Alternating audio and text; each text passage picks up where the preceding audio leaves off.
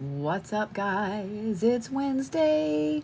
And before we go too much further, I want to make sure, I know there's nobody in here yet. I want to make sure to tell Brody, happy birthday. Happy birthday. I love you. I'm so proud of you.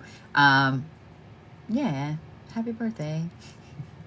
Tonight, we're going to do a couple of things. Normally, I just do reads, but I've had a lot of people ask me about the black moon and what it is, etc.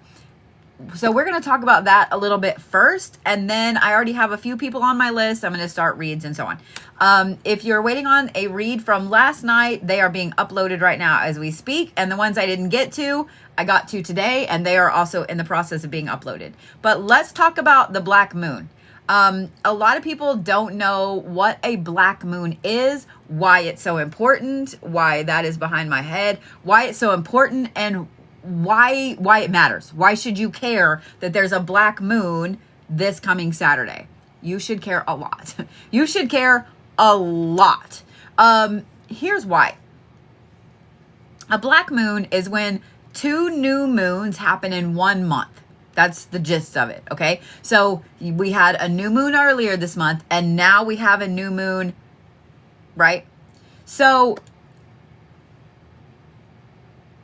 let me back up. It doesn't only happen when that happens.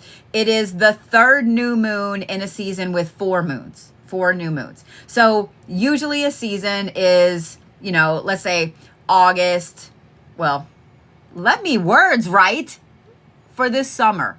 June, July, and August, okay? So that's 3 months. You should technically only have 3 new moons, 3 full moons, right? Well, when you have 4 new moons, this third one right here, represented by the shiny fingernail, is called a black moon. It's just like when you have 4 full moons in a season, that's called a blue moon. So this coming Saturday is a black moon. So why does it matter? Isn't it just another new moon? No. This is a very powerful new moon phase. New moons are meant for you to reassess, to start over. It's a rebirth, right? So this is, for those of you guys that have actually learned properly, the new moon is the start of the lunar cycle. So therefore the start of workings, of rituals, and so on.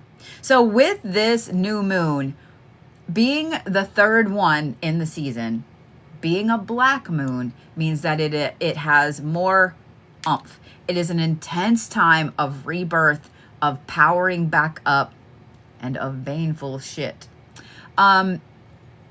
This doubles the potency of the normal new moon things. So I'm giving you this information 3 days in advance. You better have a jug of water out. This only happens every 3 years. So if you miss it, you have to wait 3 years for it to happen again. Okay? So you need to set your water out. If you're worried about what crystals, I already have a video out on my profile. But this is a very intense time of shadow work. And I wanted to talk about this today because I've had a lot, like I said, I've had a lot of people reach out to me. But this is a very intense time of shadow work. So those of you guys that are going through some bullshit right now, and you're like, you know what? I don't like this. I don't know what's happening. I don't know why, all of this shit keeps coming up. It's because there's a black moon this weekend. And people can laugh about it and make fun about all they want. But the moon affects everything we do. It does. Because this is seen as a very, very dark portal aspect, this is a time for diving into very hidden aspects of yourself. This is also a moment of complete phoenix rebirth, releasing shit, and renewal. This is a great time for cord cuttings. It's a great time for cleansings. It's a great time for banishings. It's a great time to make room for even more powerful things. This is also a portal in its own right, in that this is a doorway between endings and beginnings. It's not just a new moon. This is something very, very special, okay? This is linked to transformation. This is linked to very, very deep old school magic. I know myself, I do have reads scheduled for that night. Only a very few. So if y'all want to get on the list, it's up. And then I have a ritual that I will be undertaking afterwards, and I am really looking forward to it. I want to talk to you a little bit about, or tell you, I guess, not talk to you, talk at you a little bit about, and may the old gods bless you, Robin. May the old gods bless you exponentially. About what different meanings come from it. And we are going to talk about some biblical meanings of it too.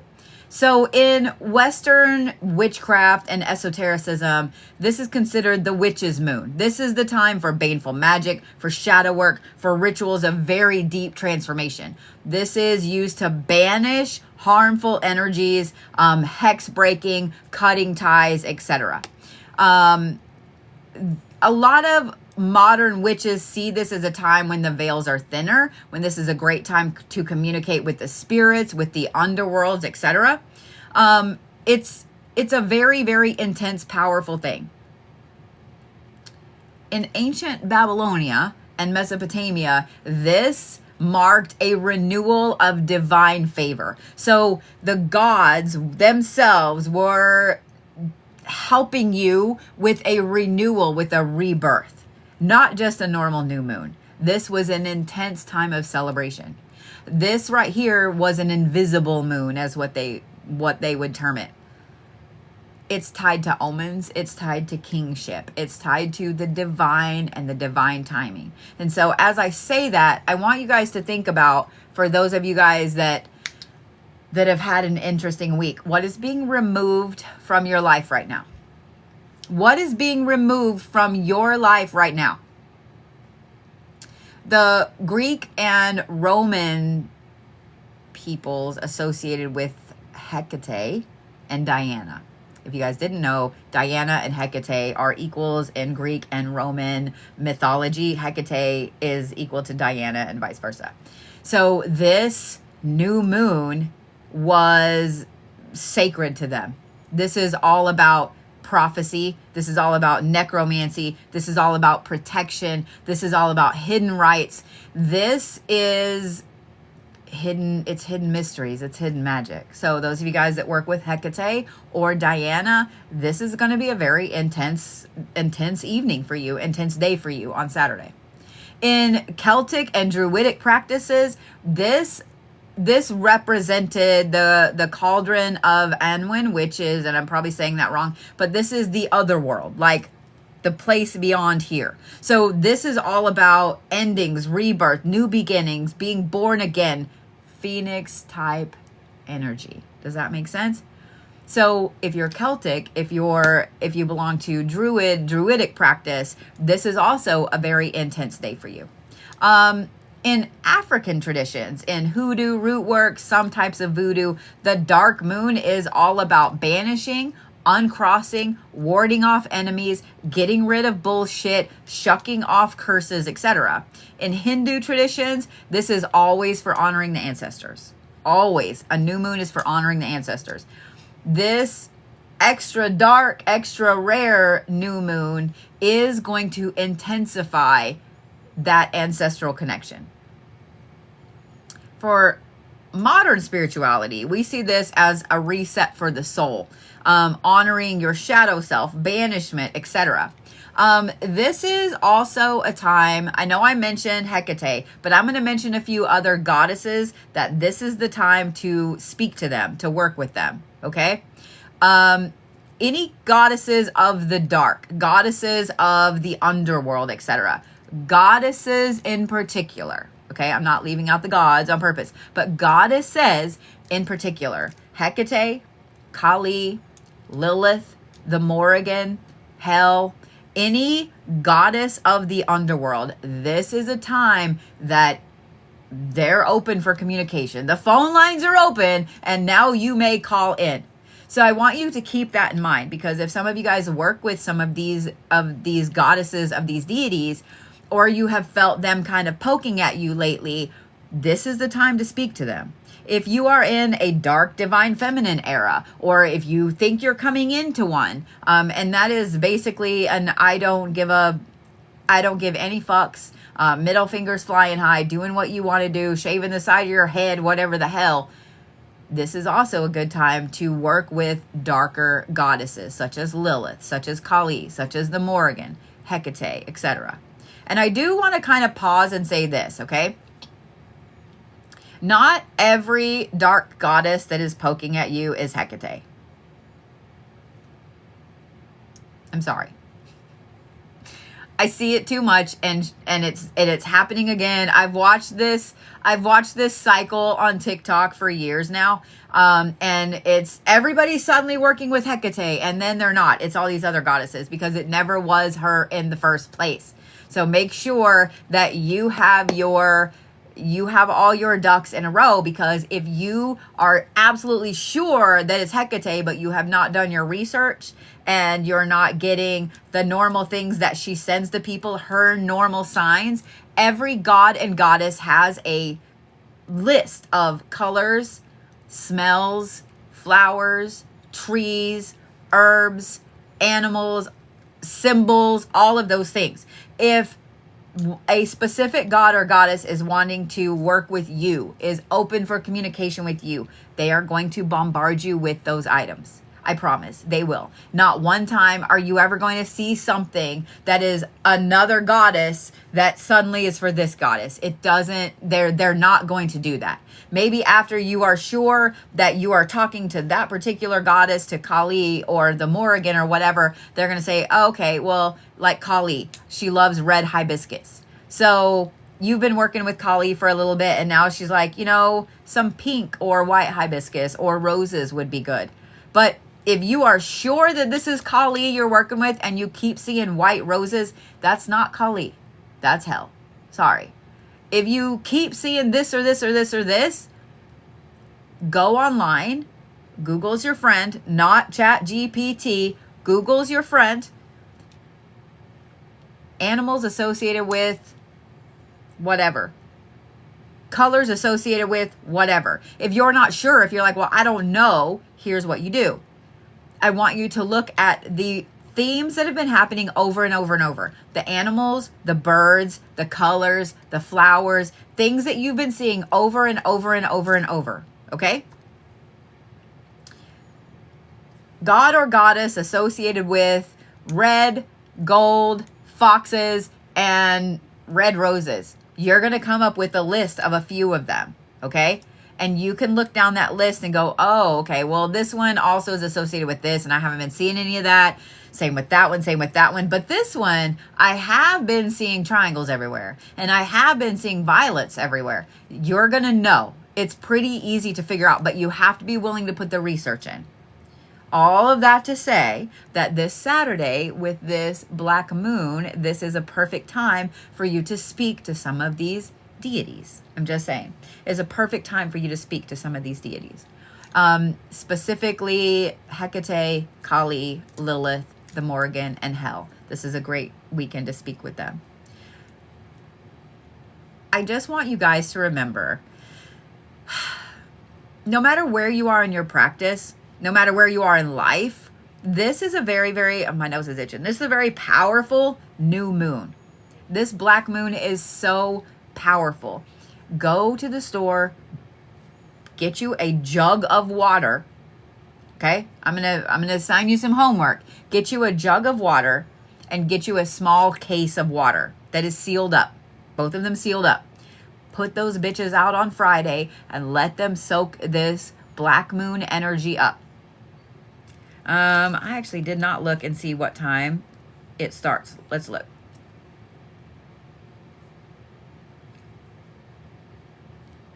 I can tell you exactly what time it starts. 1:25 a.m. No. Wrong. Why are you doing that? There we go.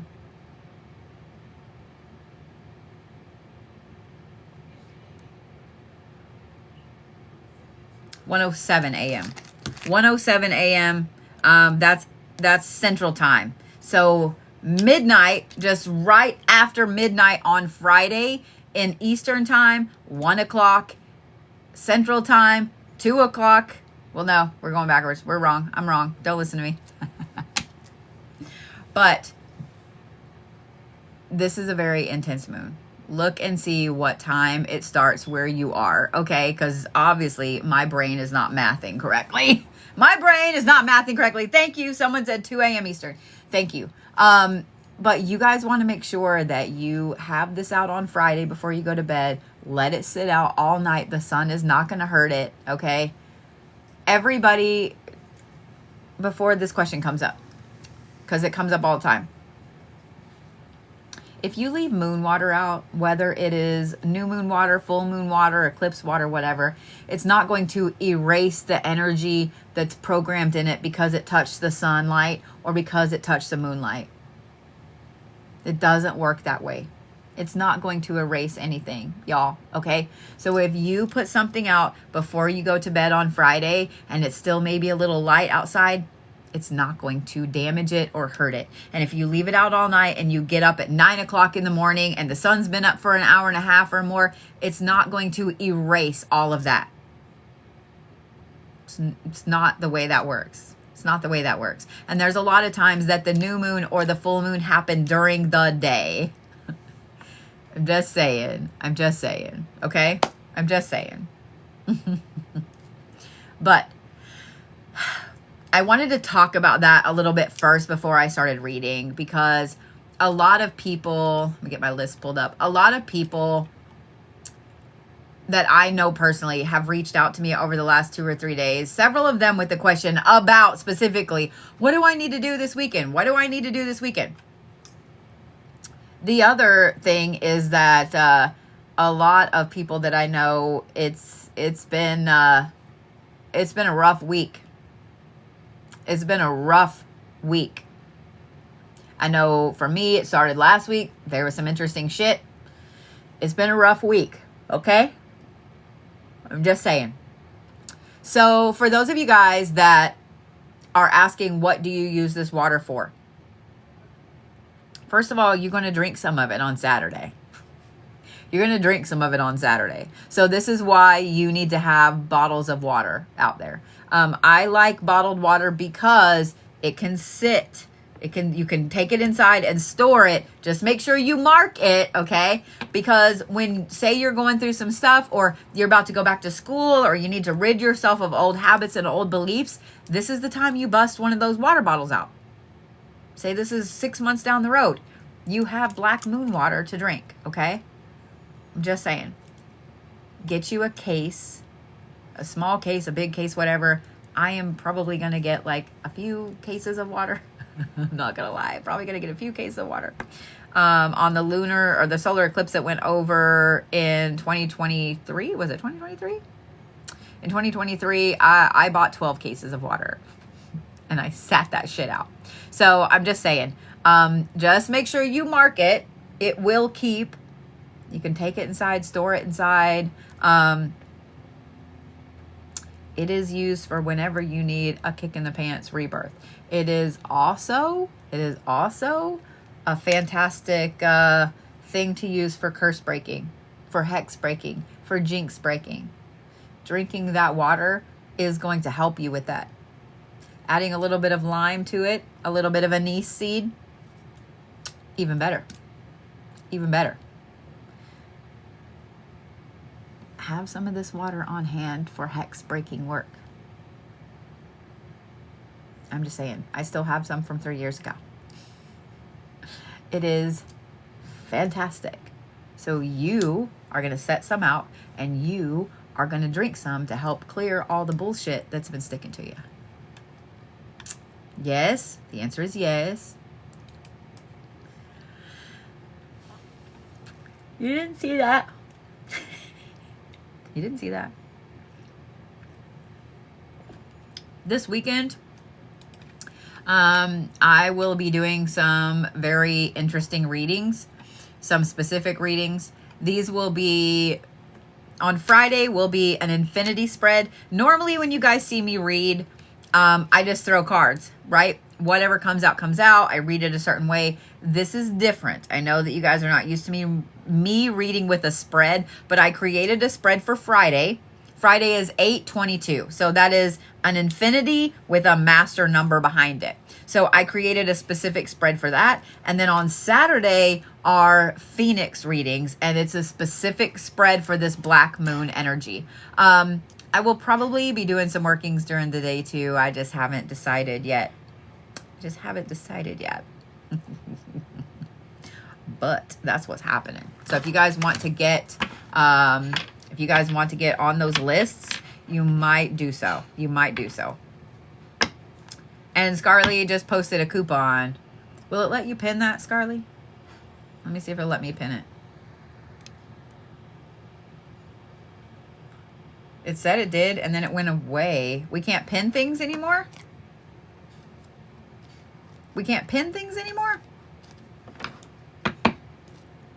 That's really weird. There we go. It lets Scarly pin it. There you go. That's weird. Like, this is literally my live stream. Why can't I pin shit? Why can't I pin it? Oh, well. But Saturday's going to be an intense day. It's going to be a fun day. It's going to be an intense day.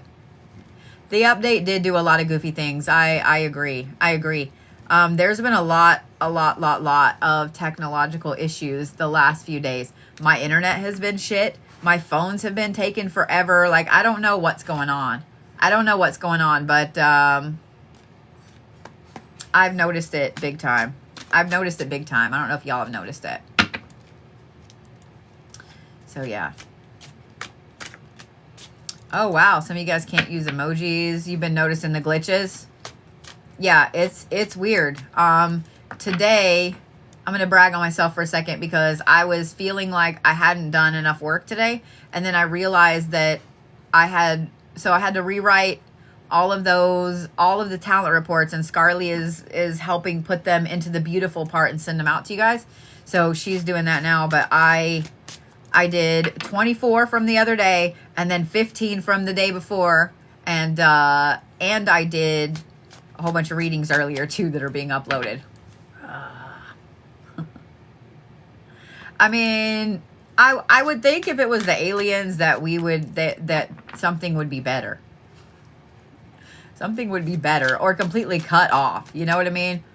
But yeah, so when I thought that I hadn't done anything today, I realized I had done a lot. I had done way too much, but I'm okay with that. So tonight, I haven't done energy readings in a long time. I haven't done aura readings in a long time. It's kind of a mix of both. I'm going to be doing those this evening. For those of you guys that are new to following me, I have multiple forms of synesthesia. It doesn't really matter right now in this aspect because it's not like I can see you or hear your voice, But I have multiple forms of synesthesia. And I found out a long time ago that when I touch somebody, when I'm listening to their voice, I see a color. When I touch them, I see another color. If I hold on to your hand for a minute, I see layers of color. And I draw that. I have drawn a ton of celebrities. I have drawn a ton of your favorite horror movie stars. I've drawn several Michaels. I've drawn several Jasons. I've read for a Freddy. I've read for Darth Maul. Things like that. Just to name a few. I've read for some Scream Queens. I've read for Michael Berryman. Some of you guys know who he is. He is from The Hills Have Eyes, X-Files. By the way, he is a fantastic gentleman. I absolutely adore him. I've read for some very interesting people. I also have been a master energy worker for a very long time, and I am way too good at channeling energy and way too good at reading energy, including across distances. So that's what I'm going to do this evening. A lot of times when I'm channeling your energy, reading your energy and your aura and so on, I specifically can tell if you're not feeling good. I can tell if you're stressed. I can tell like all of that stuff. So I usually am messing with cards as I'm doing these to help me focus, gives my hands, my physical self something to do while my brain is somewhere else. So I'm not reading cards tonight. I'm doing those other things. You do not have to be here for this. They'll be done no matter what. In the little thing that you fill out, it does ask if I have your permission to channel your energy. And this is where I say this, because I have come across some very unscrupulous people on TikTok and out in the real world, in the esoteric community and the spiritual community. You should never read anybody without their permission. I don't care what kind of reading it is. I don't care if it is energy, specifically not energy. If it's cards, if it's pendulum, I don't care. You should never read someone without their permission. See, Zeus agrees. He's throwing up. Not really. He was coughing. But you should never, ever read someone without their permission. You should never give permission for somebody else if you don't have it. That is a huge violation of spiritual privacy. It is. Now, there are some people that they don't care. They'll do it for you. You give them money, they're going to do it, right? The vast majority of those people are con artists, and they are just telling you what they think you want to hear. I said what I said, and I will stand on that with my whole chest. A solid reader, a solid psychic is never going to read for somebody that is not sitting in front of them.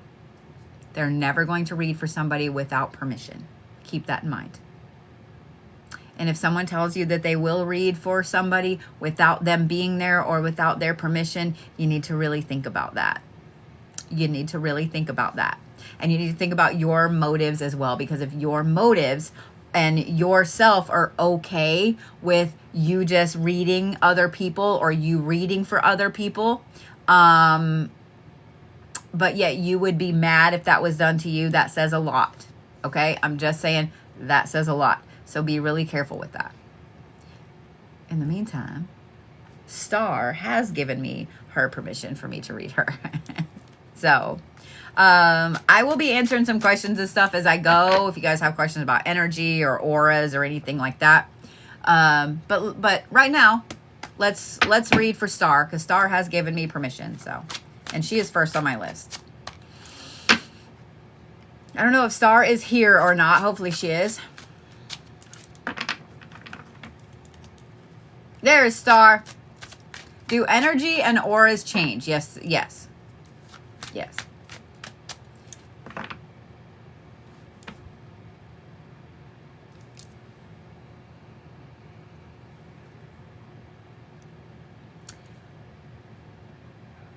I appreciate you guys sharing the live. I really, really do. If I catch you sharing it too much, though, I'm kind of watching the ticker. It will flag me, and I will have to mute you or block you for the evening, okay? So I appreciate y'all sharing, but just be careful, because it will 100% flag everybody. And yeah, this is my job, man. So, all right. Ready, Starr?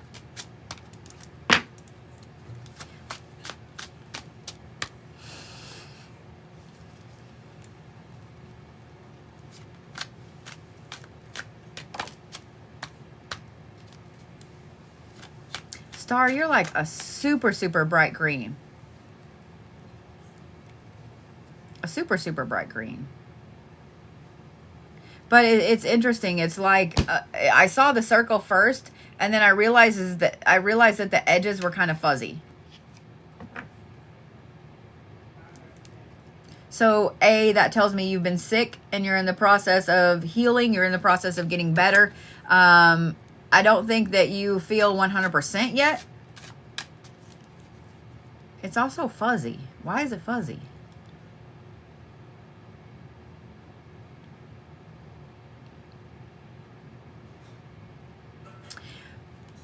So you being sick, 3 broken bones, and you had surgery. Ma'am. Are you okay? That explains it being fuzzy. But here's what being fuzzy, because it looks like it's fur. I don't know, right? You'll be in a cast for 6 weeks and both feet are hurt. My friend. Oh my gosh. When did this happen? Let me tell you, before I read anything else, let me tell you what the fuzzy part tells me. Is that this, whatever this is, whatever happened,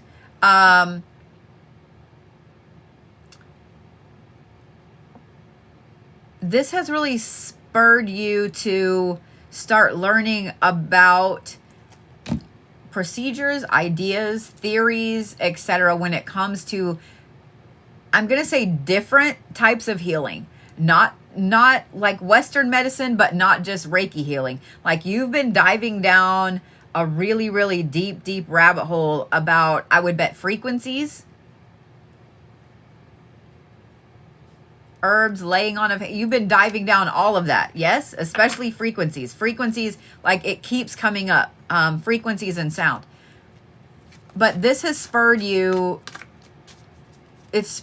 Yes, you have. Okay. It spurred you to really start looking at all of those things that before, and I think it's like an obsession. Am I right? It's not just, oh, well, you know, frequency healing's kind of cool. It's not that. This is an obsession, like a lot. Yeah, this is an obsession.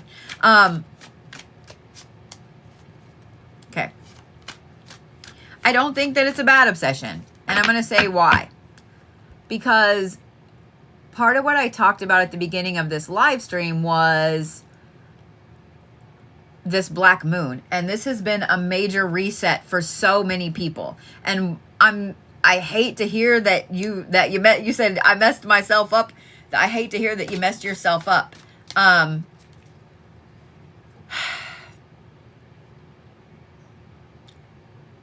Hear me out when I say this first. Hear me out.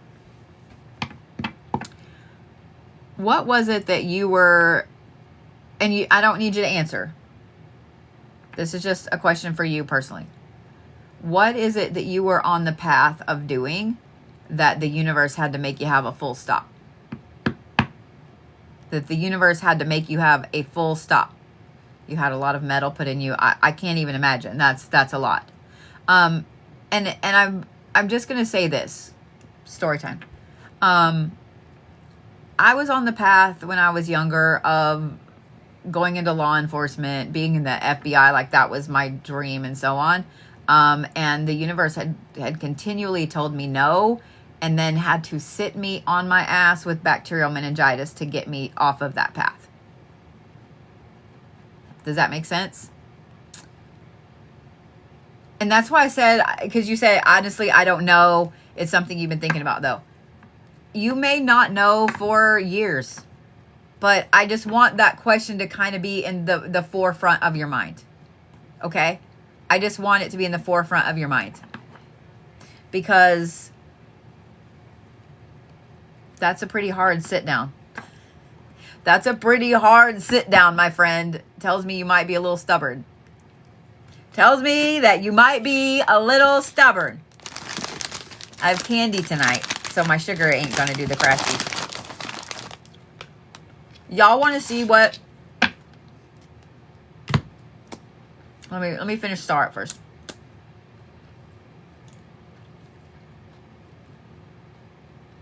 Frequencies are very powerful, my friend. Frequencies are insanely powerful, if you know what I mean. And with metal in your body now, you are a superconductor. Just saying. What I'm saying. It's a good time for you to learn about Reiki. It's a good time for you to learn about sound healing. It's a good time for you to learn about other healing modalities, pranic healing, channeling chi. It's a good time for you to learn about things. Moxibustion would actually be a big help to you, especially after the casts come off and so on. Moxibustion is a form of healing that takes pressed herbs. I don't like the loose stuff for moxibustion. I like the pressed herb sticks. They're usually about this long, about that big on. They're black. They burn with a really deep, hot infrared heat, not infrared, infrared heat. It's for soft tissue injury. So I used to use it a lot when I did a lot of in-person appointments on first responders, especially veterans, firefighters, etc., that have a lot of soft tissue injury. Yeah, it's amazing. It's called moxibustion. So I just want to show you guys this because it's kind of funny. I started doing a lot of readings and reports and channeling today, and I just want to show you. Okay, so this was when I got up this morning, right? Okay, that is about around 100, 110. That's my norm. Okay, when I started channeling energy, that's been my whole afternoon. That's been my whole afternoon. So if you think that spirituality, if you think that energy, if you think that the psychic abilities, mental abilities, all of that does not affect you, it does. You want to know why you starve out after you have been doing work all day at your desk? Because this right here, that's noon. You can see about the time I started working. So, I'm just saying. I'm just saying. That is the Libra 3 app for my sensor. So, yeah. I'm going to lean over this way because the white on my shirt is making it where I can't hardly see.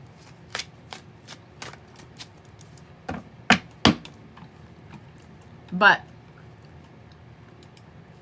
energy healing is a very powerful thing, my friend.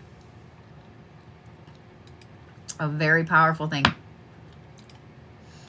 I will say this, and I don't know if you have been looking into frequencies or listening to frequencies just yet. I'm going to say be kind of careful. Having metal in your body, it's going to react differently to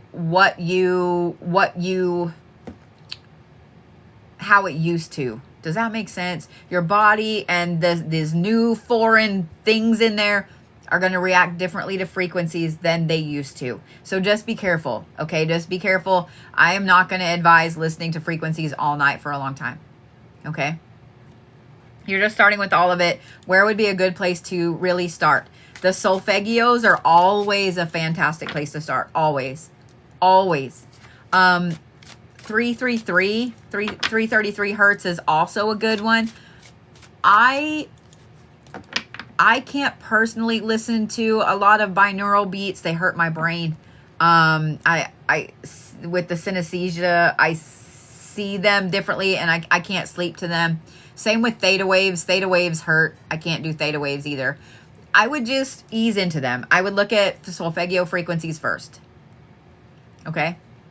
But 333 is always going to be a good one for everybody. Does that make sense? Ooh, my nose is itching. Somebody's talking about me. Somebody's talking about me. You're welcome. You're welcome. All right. Miss Melissa is next. Melissa R.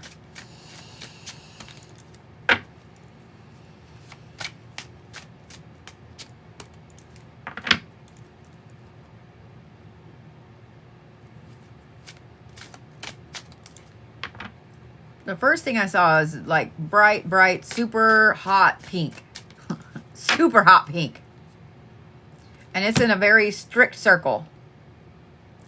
And then there's a swatch that comes down like this, like it's 1980s all over again. A very strict circle of hot pink and then a big bar of turquoise that comes down. I want to talk about the shapes first because that color pink,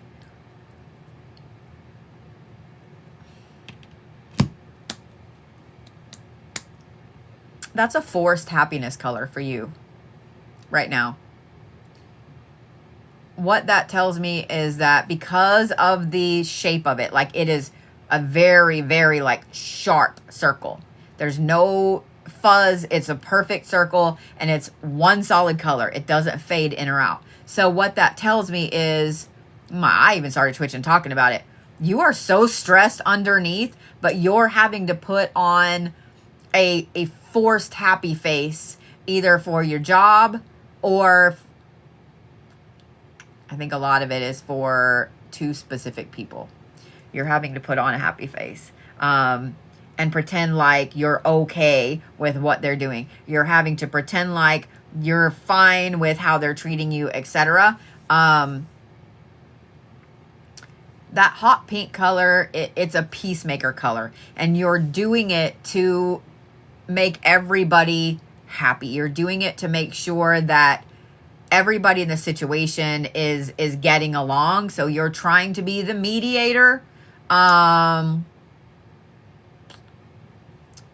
turquoise down the top right there, that is a healing color. It's a protective and a healing color. You have the blue, that's protective, that's logical, that's kind of cold. You have the turquoise or the green aspect of the turquoise, that's healing, that's analyzing everything. So this is starting to come down more and more and more and more. Every single day that you're dealing with this, every single moment that you're dealing with this, you're having to constantly be reevaluating everything over and over and over. So it looks like on the outside, you're happy. It looks like on the outside, you're doing everything that you're supposed to do. It looks like on the outside that you're the peacemaker, but on the inside, it's like a bubbling cauldron. It's like a bubbling cauldron.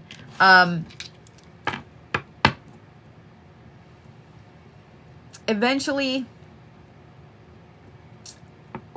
I don't want to say eventually.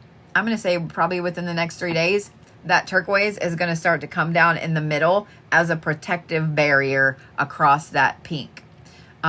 I would not be surprised if you message me Sunday or Monday and be like, dude, this weekend everything came to a head and I had to tell everybody to F off. I'm not going to deal with your bullshit anymore.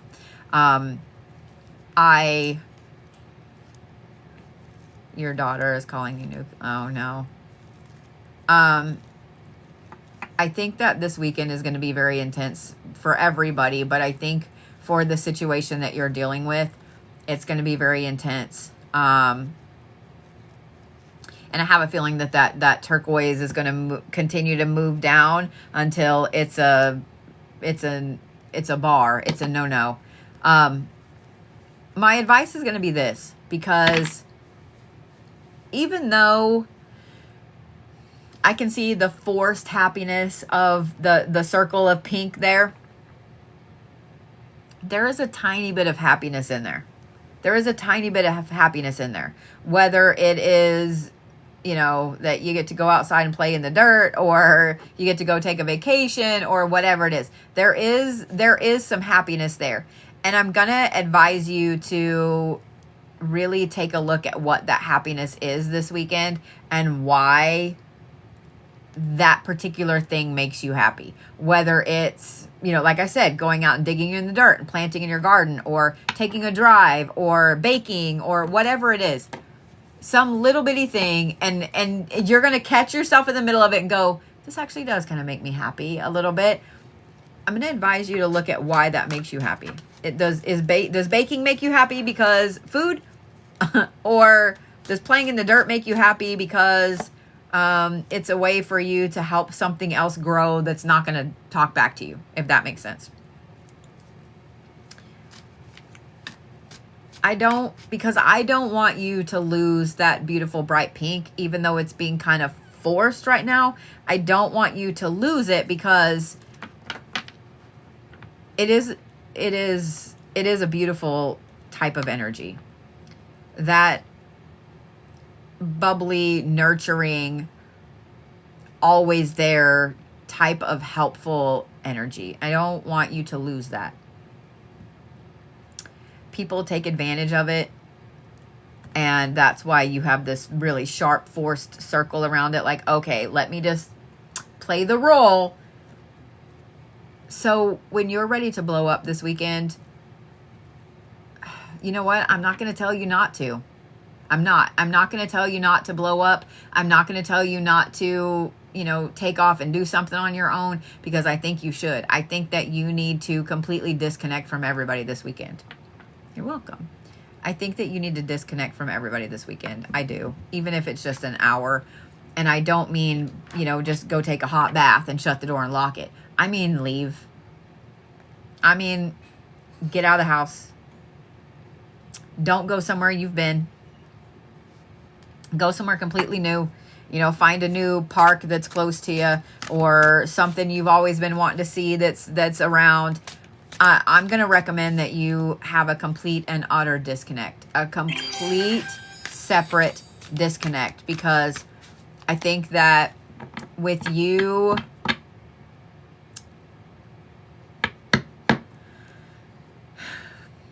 having to embrace this blow up, you're going to need it.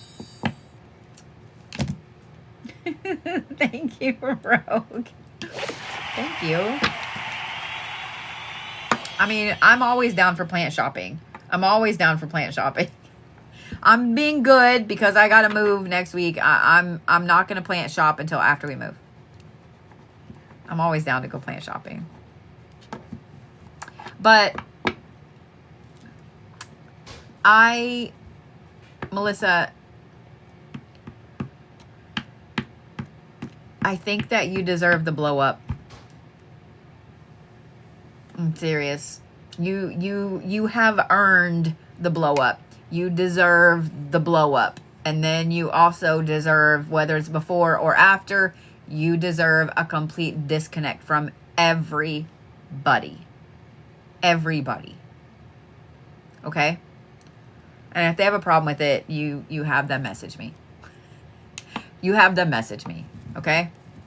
You deserve the blow up and you deserve a disconnect. Okay? Because that's some bullshit. And I'm sorry. But I don't want you to lose that pink color either. Did that make sense?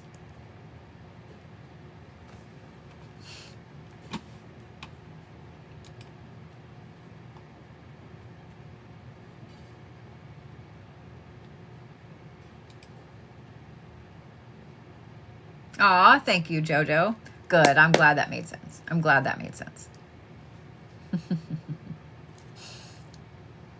All right. Look, why are you saying? You know what? Whatever. All right, Taylor, are you ready to?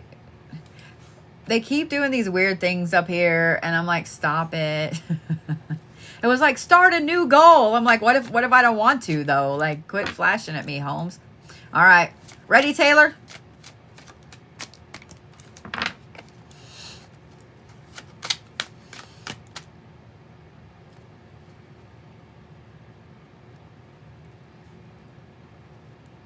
So Taylor hit me with like super bright, like lemon yellow, not really canary yellow. It's super bright lemon yellow, like a softer lemon yellow. And then it went to like bright green. And then it went in between like that really gorgeous, like, the bottom of grass when grass starts to grow and it's this gorgeous, like lemony lime color green. So you hit me with the yellow, then you hit me with the green, and then it kind of swung into the middle. Taylor, you have to stop being two people. You have to stop being two people. Just saying.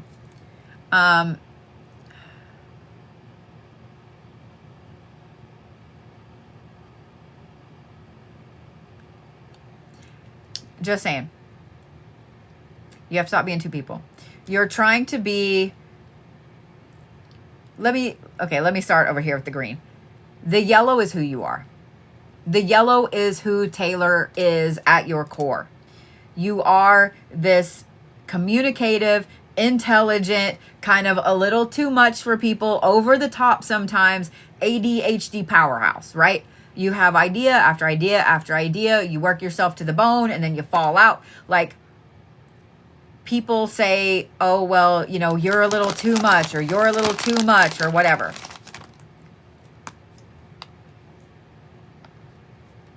That's fine. Be too much.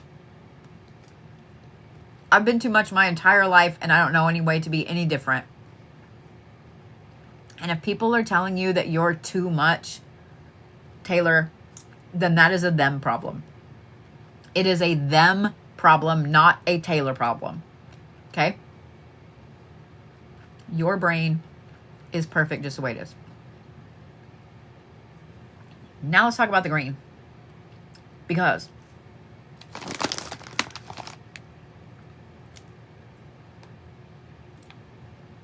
this bright green is a very healing color. And I don't think that this bright green is coming up because you're trying to heal other people. I think you feel like you have to.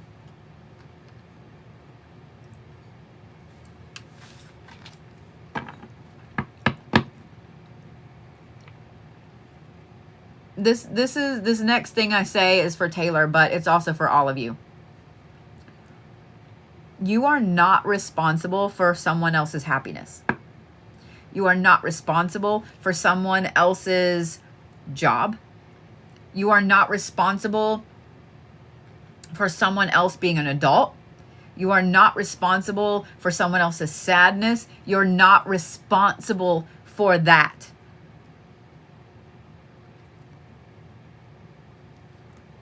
I feel like this green is you continually trying to be, and not the peacemaker, but like the healer of the entire family. Like you're the one that keeps everybody else together. I understand being that person. I do. I totally understand being that person. However, being that person will also break your meat sack down. Being that person, the one that feels like they have to fix everybody. Thank you, Lady B. It will cause heart problems. It will cause problems with your lungs. It will cause anxiety issues. It will cause stomach issues. It will cause all kinds of things with your meat sack. And I want you specifically to remember my words, okay? You are not responsible for how someone else treats themselves. If they want to be sad, they're going to be sad. If they want to be happy, they're going to be happy. If they want to think that everything in the world is against them, then everything in the world is against them. This is where the saying, you can lead a horse to water, but you can't make it drink, comes from. You can only help someone as much as they want to help themselves. And here's the other thing. And for those of you guys that are healers, this is going to be hard for you to hear. It was hard for me to hear. I had to hear it several times before it sunk in and before I was like, you know what? That is right. Some people will never be able to heal.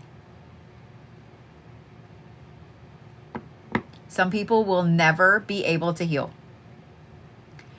The healed version of you looks completely different than the healed version of someone else.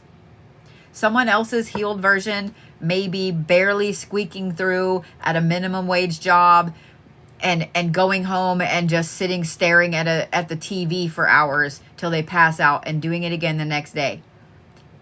Because they can't get the motivation, because there is some deep trauma in there that they cannot heal from. That is what the healed version of them looks like in this meat sack in this life. There are people that the healed version of them looks like absolutely no emotion, workaholic, go, go, go. They might rise up the ladder. They might have a big house and a family and new Porsche in the driveway and look like they got it all together, but be absolutely cold because there's no emotion. That might be the healed version of them, because there is something in there that they can't let go of and they can't heal from. It's not our responsibility to heal other people, and it's not our responsibility to decide who or what is healed. It is each person's own responsibility to decide what healing is to them. For the longest time in my life, I believed that you had to continually do stuff and be healed and healed and healed and healed and healed, and you had to keep working at it, working at it, working at it. All the while knowing that shadow work never stops. All the while knowing that you still have to unprogram yourself from all the schemas that are put on you before you're even born, things are put on you. If you have lived 50 years, let's just say your life is going to be from 0 to 100, okay? And if you have lived half of that life, if you have lived 50 years with certain programming, with certain traumas, and you've had all of these traumas that have stacked up and stacked up and stacked up, and you start when you're 50 trying to unprogram that stuff, you are going to be working till you're 100 to get it done. But let's say that your life is only going to be around 72. Or maybe you've lived for 60 years with all that stuff and you start a healing journey. You may not have time to finish all of those healing aspects. And that's fine. You have to quit pushing yourself to heal all the time. And Taylor, you cannot heal other people that don't want to be healed. The yellow part, the yellow Taylor over here, that is the Taylor that needs to be Taylor. Stop trying to be the green part over here. You're a great healer, but it's wearing you out because it's not your specific path. The yellow part, the idea maker, the thinking outside the box, the entrepreneur, the powerhouse, the go, go, go, go, go, go, go, the continual creative aspect, that is your talent and that is your gift. I'm just saying. Taylor, don't continue to try to be this over here because it is going to cause you health problems that you can't undo. Okay? I hope that made sense.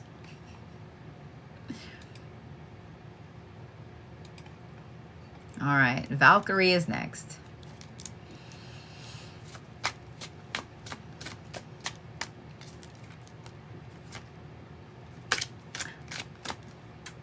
Thank you for that. I appreciate that, Duke. All right, Valkyrie is next. We ready?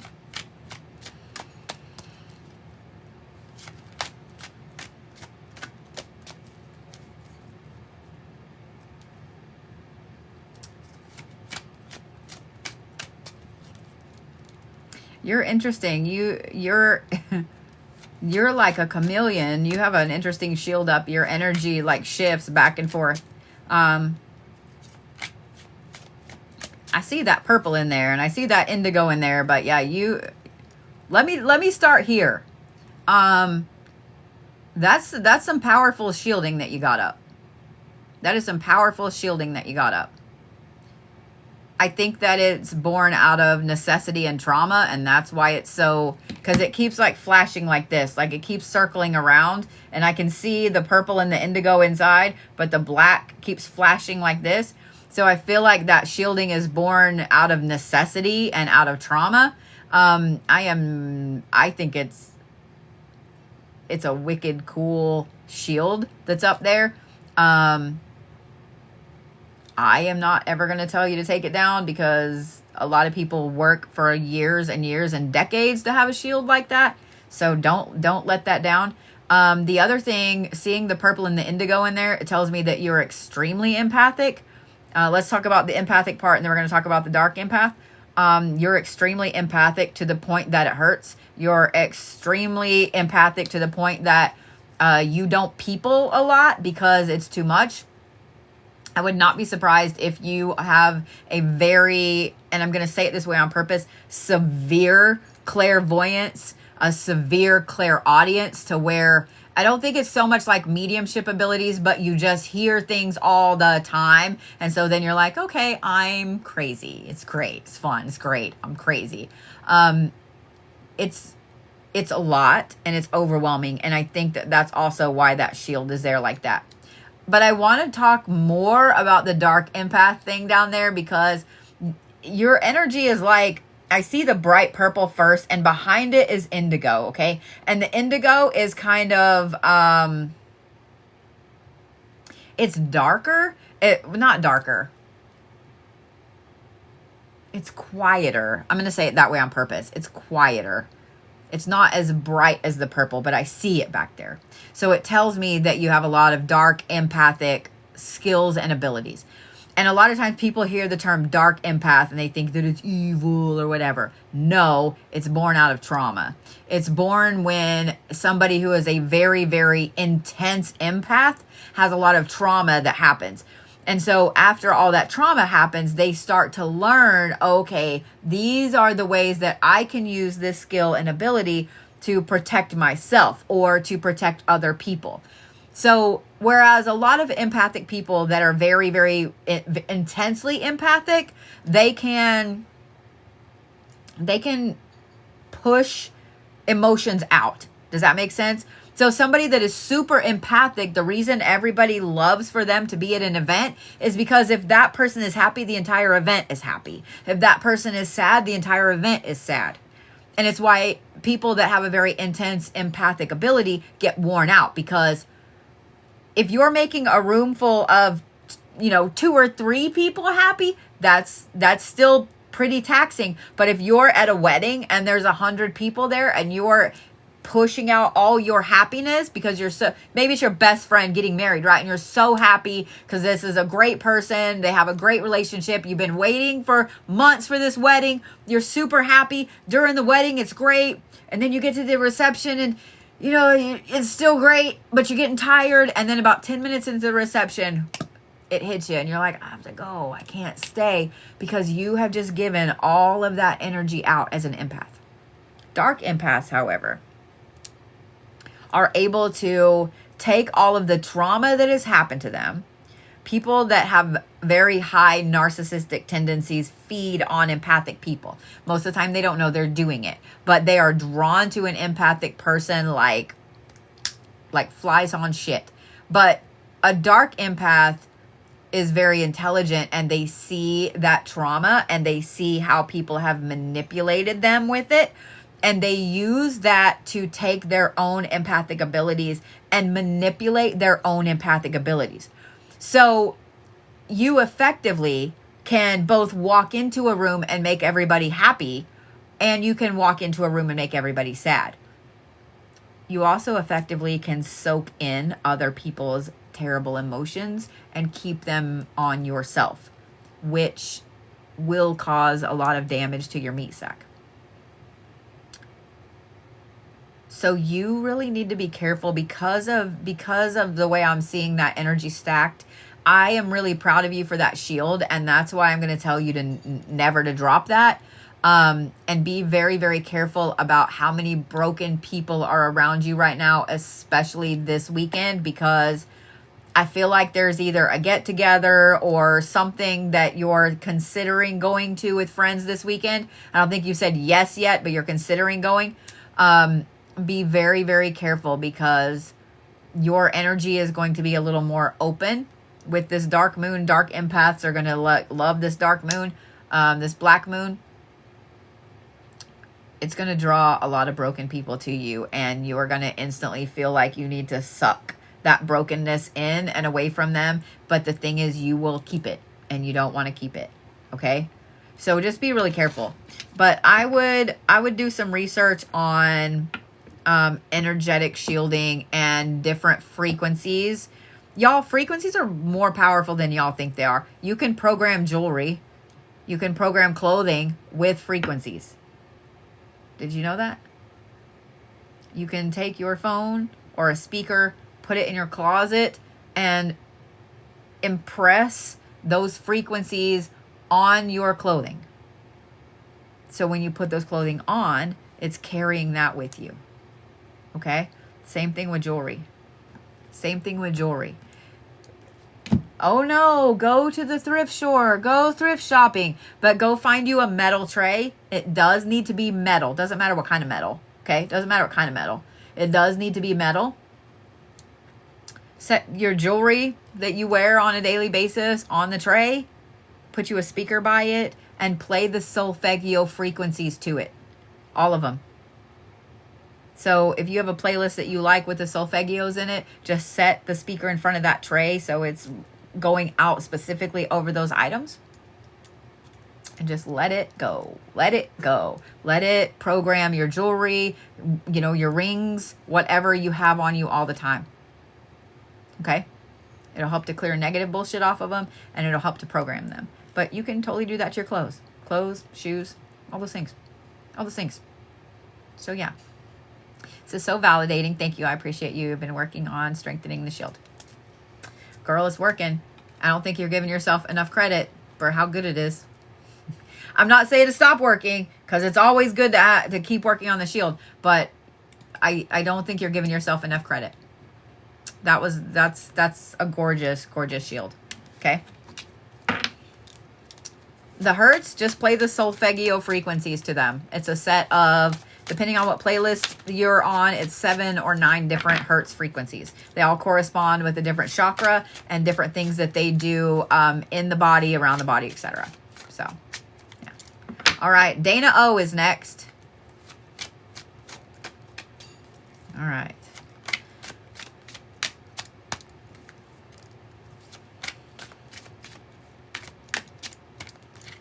Well, good. I'm glad. Fate's Dragon.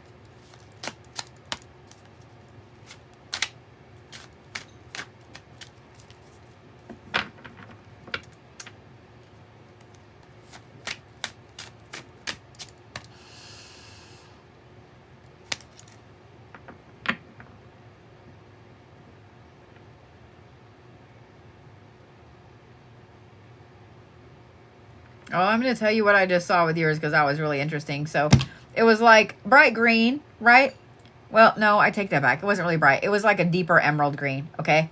And it was just like this gorgeous ball. And then all of a sudden it melted down into some blue down here and then went back up. But it didn't go up into a ball. It went up into like a spike. So you started with this ball of green and melted down into this blue and then came back up in a like a tree almost. I'm not saying I've never seen stuff like that, but it's just interesting that it morphed so much. Do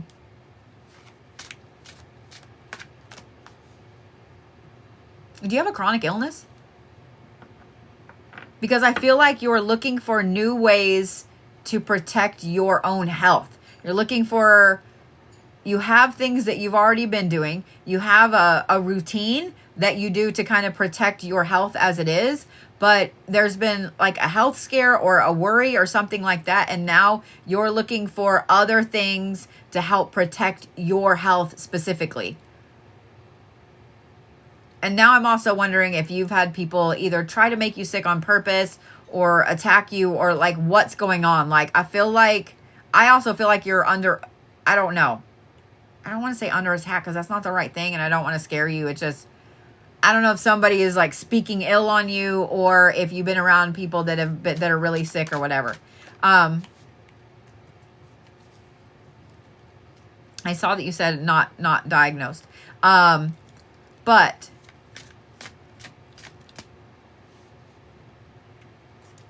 green also, so that stuff aside, then you're a nurse. Oh, so you're around sick people all the time.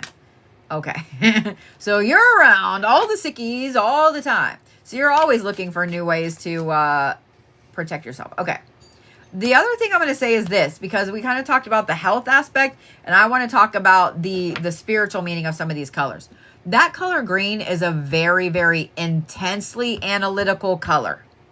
It's also somebody that is very focused on their finances. And I don't know if this is because like you're in the middle of working out a budget or trying to buy a house or buying a new car or what it is, but there's something financially that's like at the forefront of your mind that you're doing a lot of planning and shifting and moving with. The analytical side though, because it flows down into that blue,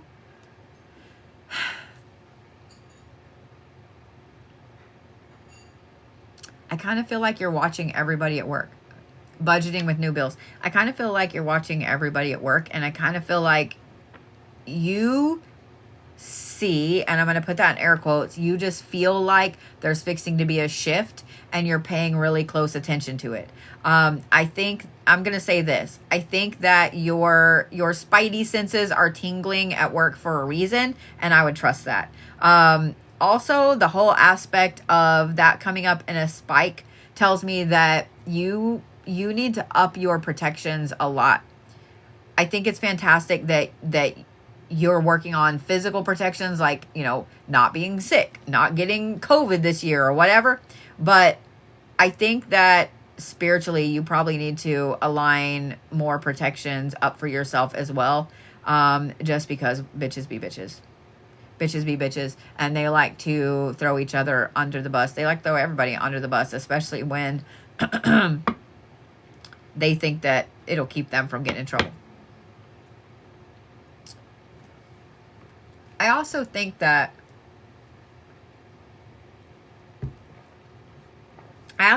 you're very good at your job, and people know that. I think that you're very good at your job, and people know that. So, it's almost like you feel like that you have a target on you almost all the time. Does that make sense? Put up protections. Put up all the protections. The other thing I'm going to recommend is this. You genuinely care. Aw. That's good. I love that nursing is swinging back to a lot of people that genuinely care about their patients. I know that there are a lot of patients that are jerks. Like, I know that sometimes it's actually hard. God knows I've been in and around the hospital enough to see some people that I'm like, man, it's a good thing I'm not a nurse. There would be a pillow on the face. Like, oh no, I unplugged your video. No, I'm just kidding. I would not. I wouldn't do that. Calm the fuck down. Somebody out there is like, calm down. I will say, coconut oil is a fantastic thing. I'm going to tell you why. It's extremely protective. It's extremely protective. It's also very good for your skin. It will keep certain things from sticking to your skin, both physically and spiritually. Physically, it will keep things like hair, dust, salts, things like that from sticking to your skin. Physically, it's a protective barrier. Spiritually, it's a protective barrier. So I would see if you can find you a lotion with coconut oil in it. Or just put a thin layer of coconut oil on you before you put your scrubs on. Just saying. Does that make sense, Dana?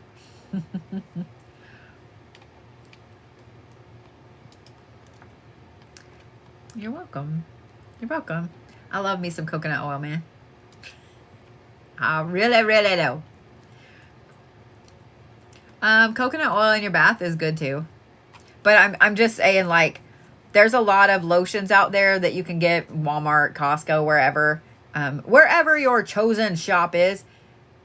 The lotions I make are argan oil based, and they do have powdered crystals in them. So after we get moved, I will be doing another custom oil live. I haven't done one in a long time, and a lot of y'all been asking, so just know that that's coming.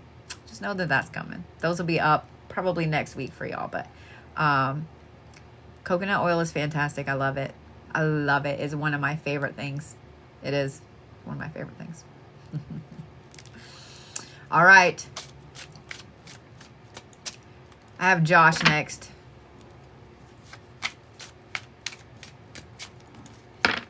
Yeah, a little bit of coconut oil is fantastic in your bath. Yep.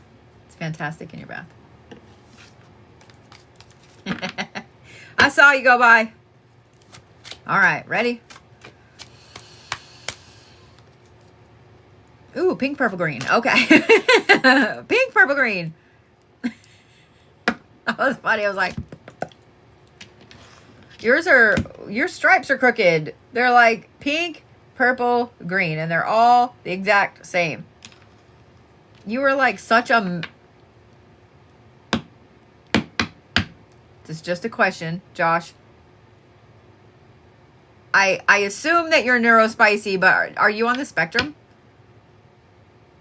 Because like when I look at the pink, purple, green, the way they hit me, and they are all exactly even.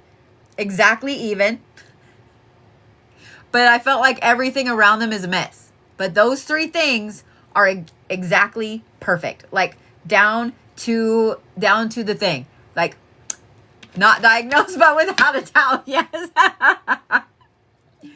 I feel like because it was so funny how fast they hit me like that, boop, boop, boop, and that they're all literally the exact same width down to probably the millimeter, micromillimeter, whatever. And then behind it is like chaos. The pink is a peacemaker color. It literally hurts you. It's Barbie pink. It's not like hot pink or baby. It's like Barbie pink. It literally hurts you for people around you to be fighting. Like if somebody raises their voice, if people are arguing or fighting, you will remove yourself from the vicinity. Like you just Irish goodbye. You're gone. They don't know where you went. Like you can't handle it. And it's not for any other reason than that you just don't like to see people fight and argue. The purple, however, is like, it's a little lighter than normal, just purple, right? I was looking to see if I had anything. I just need to start having color swatches, but then I'm still going to need other colors. But it's a little lighter than purple, but not lavender. No, it's not quite like that. It's not quite lavender, but it's also not purple. I don't know if that makes sense. It tells me that you exist more in the spiritual world than you do in the real world. I would not be surprised to know that you're like obsessed with the fae or fairies or gnomes or sprites or things like that. I think that it's fantastic, and I would just say be careful. Just be careful. But you're on a real intense journey right now spiritually. And I think that you've probably lost a lot of friends and a lot of people over the last couple of years because of it. It's like one day you just accidentally, yep, all the above. You just stepped on this path to see something, and you realize like you couldn't see the other path anymore. I don't know if you stepped off the path to look at spiritual stuff or fairies, or you just stepped off the path. And as soon as you did, when you turned around to be like, hey, look at this, that path was gone. And so you've been in the cool winding road through the woods looking at stuff.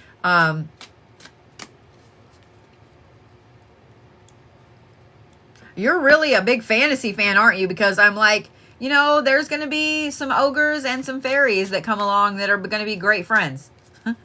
I think those represent people, but there's going to be some interesting people that come along that are going to be great friends to you. What sucks about it, though, like I literally see two people that are represented by ogres. I don't know why, like fairy tale ogres. It's so funny. They are like a pair, like two masculine friends that come your way. Come over here. Come closer. Okay, too close. But these are two that are going to come in that... And what's really funny is when they come into your life, like they're going to either be joking about that, make a lot of jokes from Shrek, or something like that. Like it's going to be obvious who they are. They're friends. They've been friends for a little bit. And it's like you suddenly are like, you're just instantly a friend. The two fairies, it's so funny. 2 is a big number for you. I don't know why we're talking about this, but the two fairies that I see, those are very, very petite people.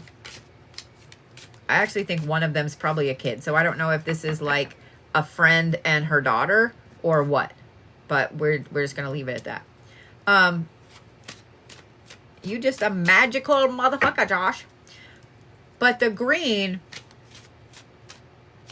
stands out to me because it was a forest green, and then it turned a little dustier, and then it came back up to a forest green. That color represents a very equal amount of analysis, that analytical brain, and healing. So I would not be surprised to know that you've been on a really intense shadow work journey, especially with this spiritual path that you've been on. I'm just going to advise that you do have to take breaks. You do have to take breaks from the shadow work, because it can cause damage to that pink and that purple, and those are who you are. Not that the green isn't, and not that the shadow isn't, but you have to take breaks from it. Okay? If that makes sense.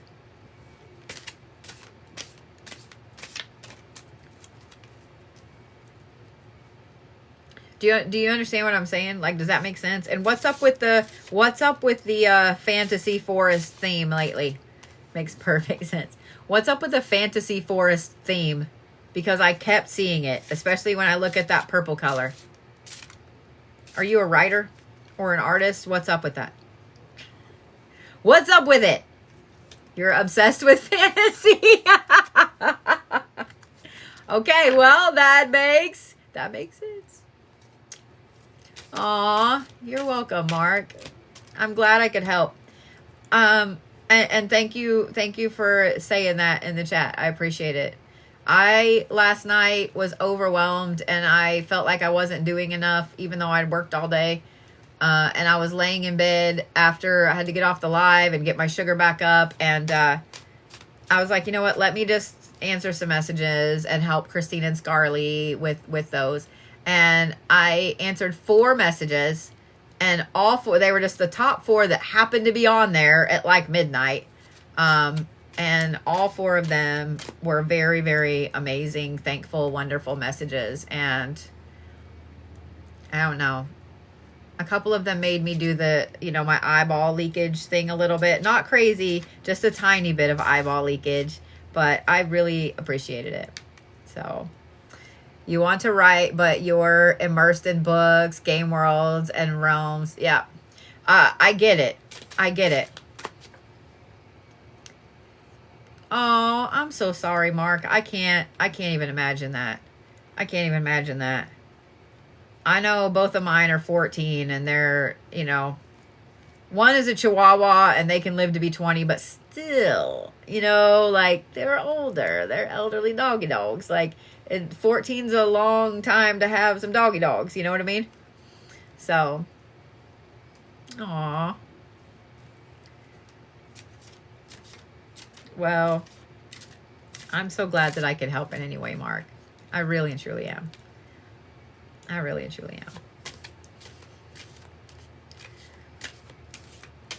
Aw, some of you guys have old doggy dogs, and you know exactly what I'm talking about. I'm glad I can help in any way. I never ever want any of you guys to feel like you're alone. I never want any of you guys to feel like you're alone. What happens when it all comes crashing down? You kick it. I'm laughing, but I'm also being serious. Because when things all come crashing down, the only place that you can go is upwards and rebuild. So you just kick it. You take out your aggression and your anger, and you kick it. That's what you do.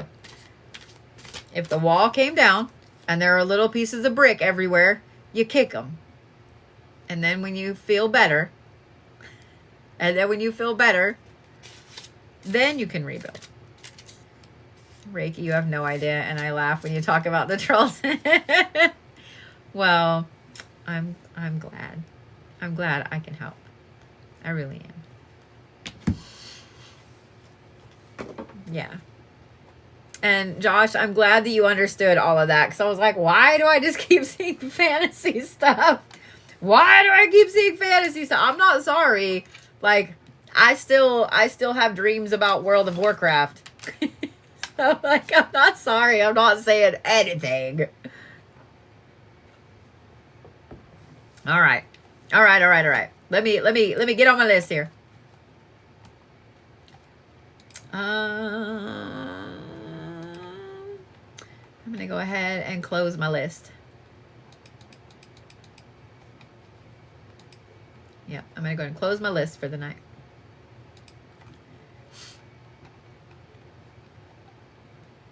Stephanie.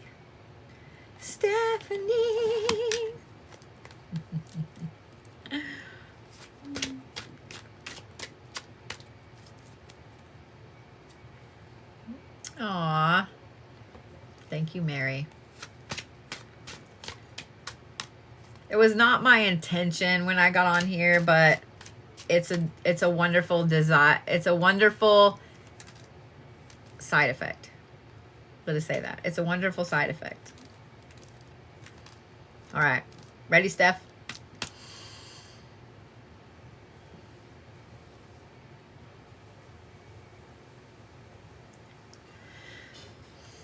Woo!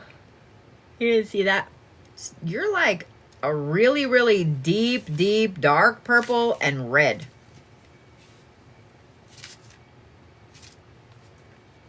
And I keep seeing cloth. Like, I don't know if it's wool or what. I keep seeing cloth.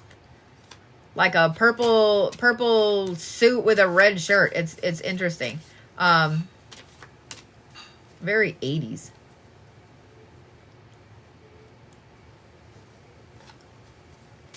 So that deep dark purple like that, it's not indigo. It's like if you took purple and added black to it. Like it's a really, really deep, dark purple. I'm glad one of my videos helped open up some stuff. It's a really, really deep, dark purple. That's a really deep color of shadow work. It's a really deep color of, or a color of deep shadow work. A deep color of deep shadow work. It's a color of deep shadow work. It's also a color of embracing the bad. And the reason I said that, these make me yawn a lot. Here in a little bit, if the sun goes down, we're going to go outside. The reason that I said it like that is because there comes a point in everybody's life where you realize that you have to have balance. You cannot always be a people pleaser. Eventually, you're going to tell someone to fuck off.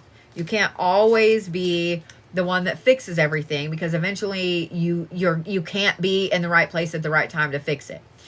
You can't always be love and light, because the universe requires balance. So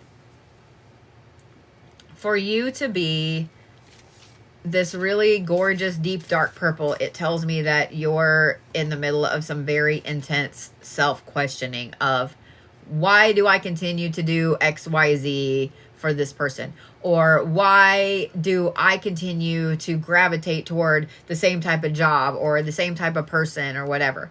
You're really questioning yourself hardcore. And part of me wants to tell you to be easier on Steph. But the other part is like, she needs this. So I don't know if you just had something intense open up your eyes. I don't know if you just had something intense shift your reality a little bit. I don't know what it is. And you know, when I said that it was purple, it looked like a purple wool jacket over a red shirt. The red is who you are. The red's who you are. Like, you are a no nonsense, go. I don't sit on the fucking couch. You know, I'm going to keep working until I drop. And even then, while you're dropped, you're still going to be working. People that have a red energy of any type, like I did this, sometimes it's little and sometimes it's big. Yours is pretty good size. It's just right now you've got it kind of shrouded with that purple. They are they are energy powerhouses. They don't like to sit still, and they like to share that with other people. They're amazingly good at motivating other people. They're amazing at getting a friend up off the couch and out into the world. They're amazing at just going. Does that make sense? At just going. Where some people never want to go. People that have red energy, they want to go everywhere all the time right now. Everywhere all the time right now. But that purple, something has caused you to stop. Something has caused you to stop. Just pause, stop, look around. Like it's kind of like all your spidey senses are going off, and you're just like, I know you're there, but I don't know where. So if your gut is telling you right now to pause. If your gut is telling you to look around, then stop and look around.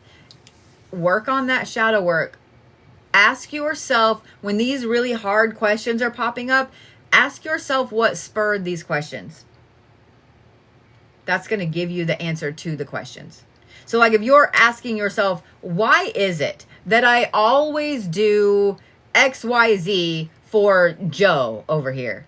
Joe always can get me to do this, whether it's at work or at home or whatever. Joe always can get me to do this. Why?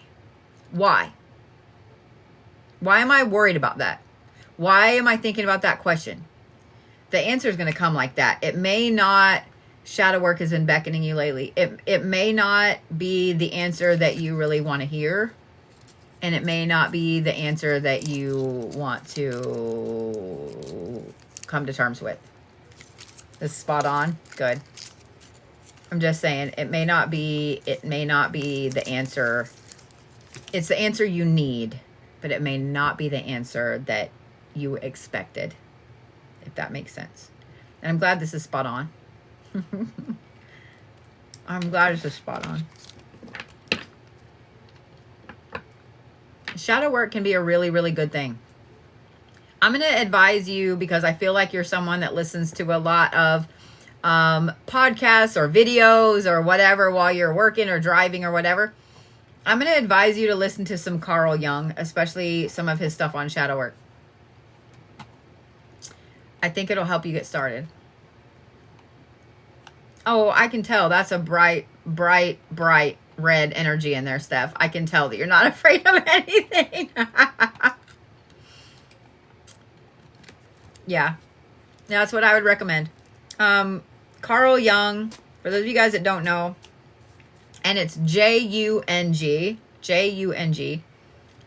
Carl Jung is the one that coined the term shadow work in the 60s. It is a psychological aspect to everybody. We all have the light side that we show to everybody else. The dark side, the shadow side, is the side that we don't show. And we're always good at seeing shadows in other people. Selfish people think everybody else is selfish. Oh, I see that selfish aspect. I see that selfish aspect. Oh, that person's awesome. I see that selfish. Like, if somebody's really selfish, they see selfishness in other people, but they can't see it in themselves. But, yeah, Carl Jung, Jung. There's a lot of his stuff on YouTube that you can watch. So, yeah, that would be a great one. That'd be a great one, Steph. You are so welcome. You are so welcome. All right, Tabitha is next. You ready? My nose is itching. Somebody is talking about me like crazy. Stop. Pause in your conversation.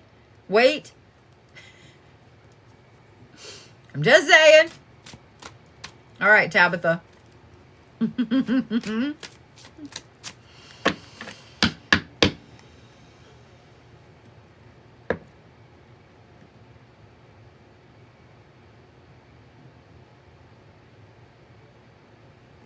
Man, your brain has been on overload lately.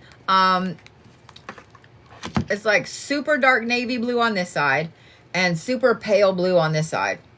And there's, I mean, they kind of barely fade into each other, but there's a pretty good line there. So it's like you have been swinging back and forth from this real intense, strong being to somebody that's really squishy. It's almost like you've been swinging back and forth from adult to 5. You know, like 40, back to 5. Back to 40, back to 5. Like, I know you're not 40, but I'm trying to show you, like, it's that kind of difference. I'm going to start with the light blue because I feel like we need to. I feel like it's hidden kind of by the navy. There is some really intense inner child work, Tabitha, that you need to work on. And I keep getting the number 5 on purpose. I keep getting the number 5 specifically. Why did I say on purpose? Of course it's on purpose. So I don't know if this is stuff that happened when you're 5 that's been popping up lately, or what. Or something that happened multiple times in your life, but this is a lot of inner child, and I mean, like, you know, 5, 6, 7, 8-year-old Tabitha. There's a lot of inner child work, things that have been popping up, maybe finding pictures, maybe finding toys, maybe finding, you know, whatever. I'm going to advise you to take some time and kind of delve down that.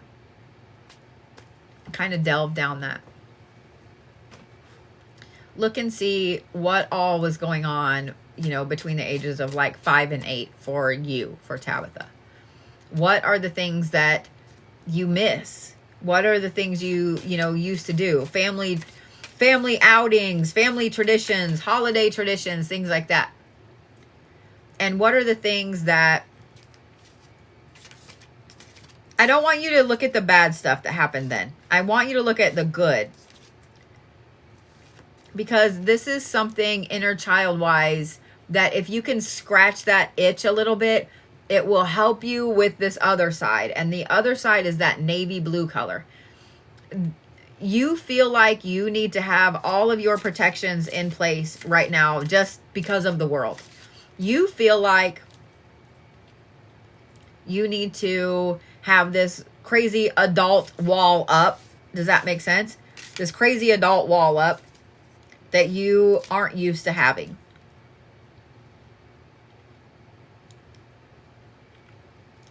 I want you to look back at some of the games that you used to like to play when you were between 5 and 8. Because if y'all remember, when we were kids, we used to play all kinds of games. And the more neurospicy you were as a kid, the more interesting your games were. But this is specifically either a protection game you used to play or a hiding game you used to play. But I want you to look at this game that you used to play, and I want you to take that and I want you to make it into an aspect of your adult self that is a protection.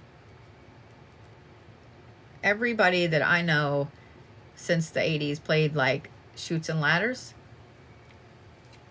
Snakes and Ladders, whatever your version was. And if you landed in the wrong place, then you slid down levels, right? Y'all realize you can use that in your protections. Who didn't love Indiana Jones and the Temple of Doom? You know, you step in one wrong place and you're sliding down a slide. You can literally use those in your protections. So Tabitha, I'm going to advise you to look at some of your favorite games when you were between 5 and 8 and how you can use those as protections. Get a little creative with it. I also feel like this big, deep navy energy is pushing on that light blue energy. And please don't take this the wrong way, but I feel like the light blue energy is more who you are. Not saying you're 5. I'm saying that You're more of just a kind of live and let live, hippie, kumbaya, can we all just get along, man, kind of person. Okay? So you feeling the need that this deep navy blue is pushing on that, the normal Tabitha, that kind of peace-loving person, it's got you real stressed out. It's got you stressed out. So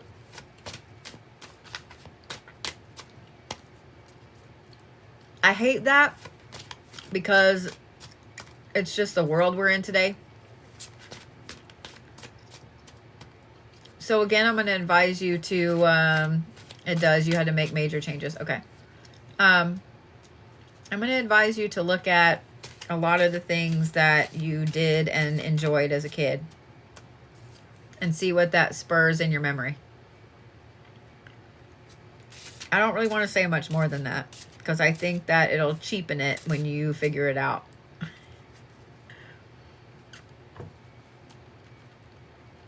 Don't let that dark indigo navy color in too far.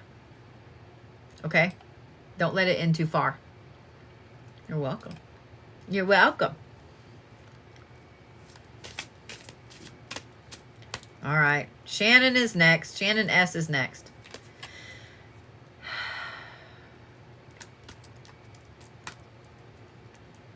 Gotta take a deep breath for a minute.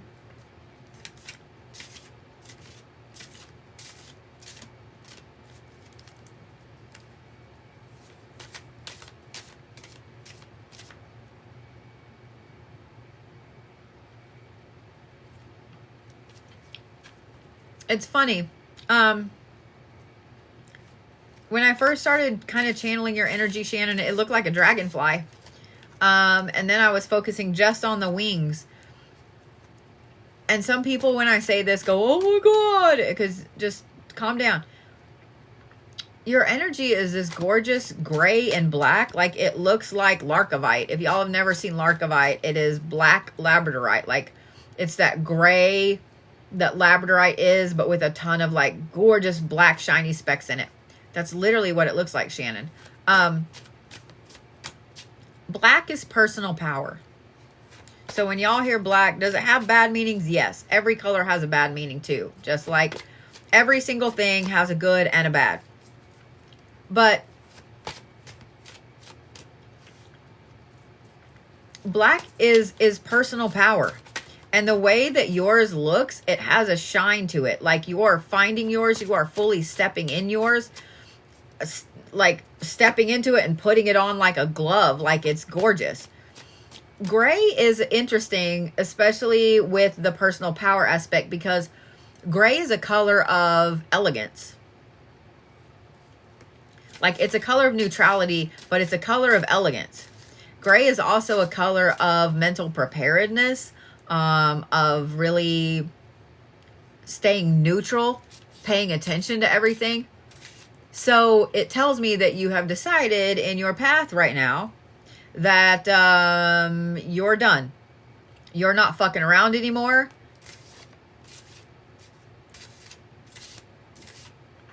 I'm here for it. I am here for it. It tells me you're not fucking around anymore.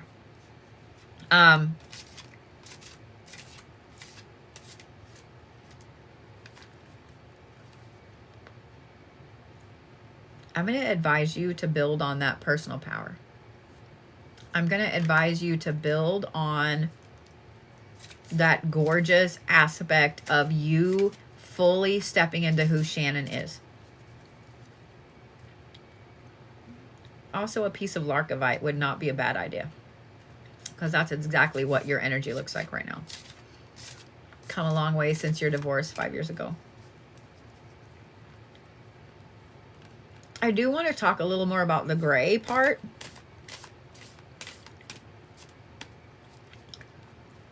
Because gray is also a color that's very connected to lunar cycles and to the moon. So I wouldn't be surprised to know that the lunar cycles and the moon have been affecting you a lot more lately. I also would not be surprised to know that you are one of those people that had a week so far where there's a lot of things that have been yanked out of your path. This moon is going to be really intense for you, Shannon.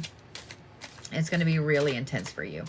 I think in a good way, but it's the energy is almost going to be overwhelming, if that makes sense. So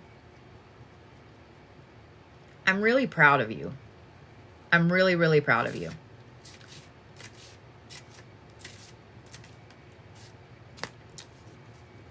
I don't know what you do, like work-wise for a living, but I'm going to advise you to wear a lot of black shoes this week. Wear black shoes probably the rest of the week if you can, and start wearing black shoes a lot.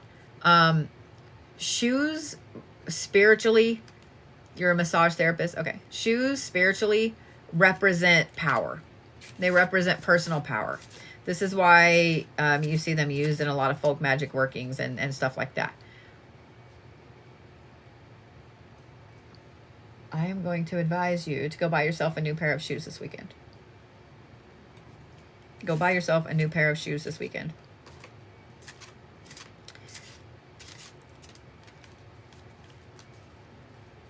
Ward the inside of them. Ward the inside of them. I think that, I think you're going to be happy that you did. They don't have to be expensive. So, thank you for that. Thank you, Tennessee. Yeah. You don't have to, they don't have to be expensive, or they can be as bougie as you want. I don't care, but I think that you need to start wearing specific shoes. It's something you've never done, so you definitely will. Well, good. Good.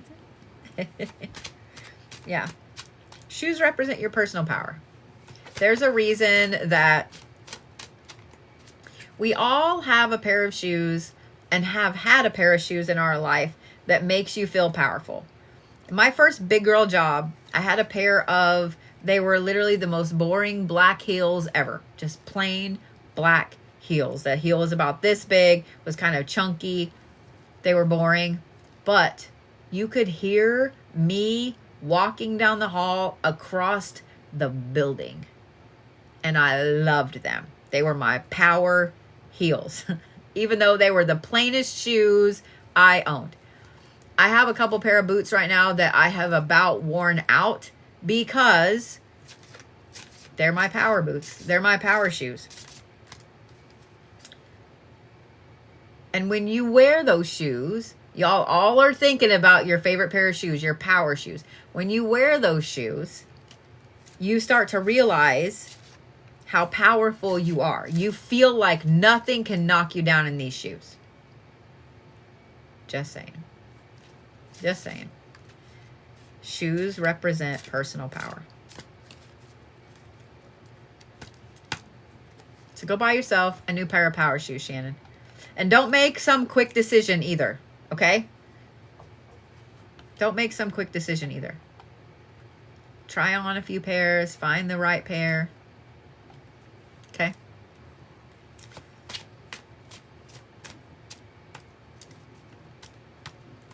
All right. Miss Shonda. You haven't had a favorite pair in a long time. Ma'am. Ma'am. Go buy yourself a new power pair of shoes.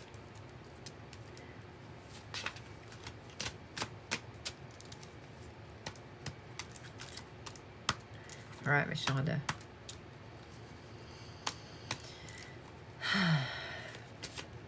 You're thinking that's what's missing. Okay. Interesting. Interesting. There you go. So my list is closed for the evening. I will do these again probably in a couple weeks. So maybe next week. I don't know. We'll see. All right, Miss Shonda.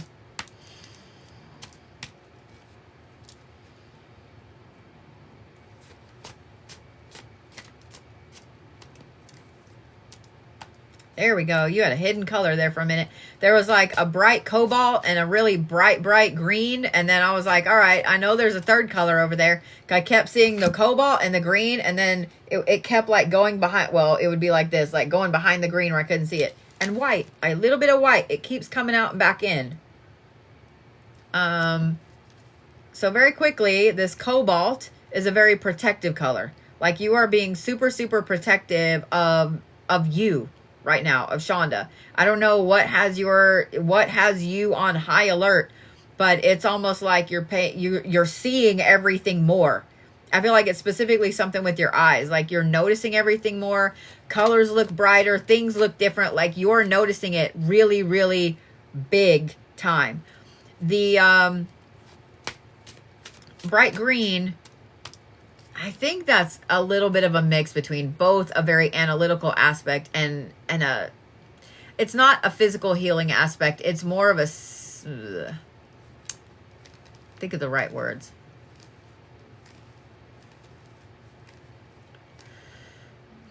It's like putting everything back into the right place. Like somebody knocked the puzzle over and you're fixing it. You know where all the pieces go and you're fixing it. But you're also looking at how each, like as you're putting the pieces back in, you're looking at how each piece fits together. I feel like there's been a shakeup in your life. Especially since I just used the example of finding yourself again. Okay. Especially since I just used the example of a puzzle being knocked over. But the white is interesting and I want to talk about it because that's why I kind of rushed to the other two, because I want to talk about this. Because like here's let's say that this is the end of the green and the white keeps like this and back out. And this and back out. And this and back out. It keeps hiding. White represents learning. It represents knowledge. It represents seeking of that type of knowledge, that type of spiritual path, etc.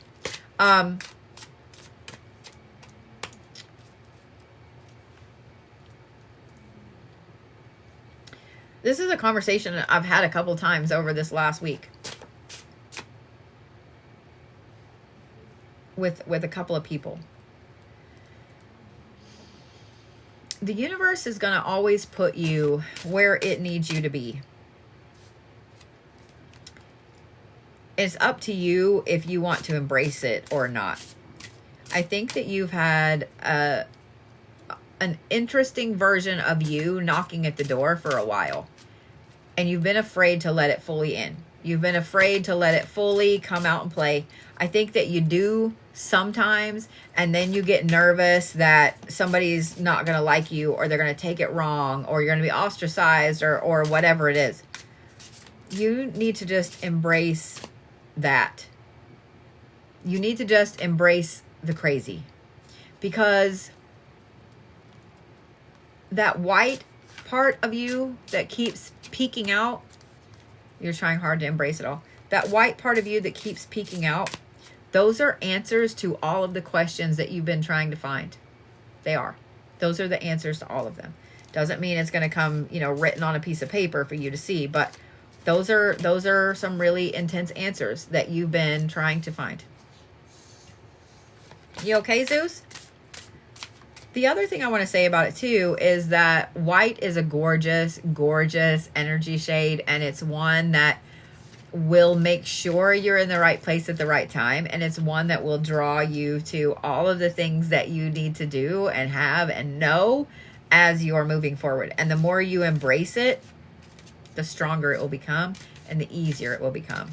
So my advice is going to be to start just embracing a little bit, and then watching it how much comes out and you realize you are embracing it as well. Just start with a little bit. Just start with a little bit. Some of the less crazy parts of it. And fully embrace it. Do something that once you do it, it's done. There's no going back. Like, I wanted to shave the sides of my head for like the longest time. I wanted a shield maiden cut for the longest time. And I didn't have the balls. Like, I just didn't have the balls. And finally, I just put it all in a braid and went before I could make an actual decision about it. I had been on the fence for so long. And I used to wear the braids right here. I had a braid in, and I just went before I could even think about it. And then I was committed because I already did it. I was committed. I had to shave it now, right? maybe not that extreme, but you need to do something like that. That is, this is what happens and I'm embracing it fully. Does that make sense, Shonda? Because once you see that you're embracing that fully, like there's no turning around from that. You know what I mean? So let the intrusive thoughts win sometimes. Especially when you're trying to embrace that aspect of yourself. Let the intrusive thoughts win sometimes. Okay?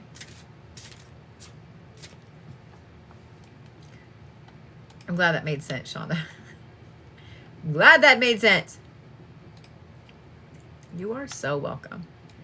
You are so welcome.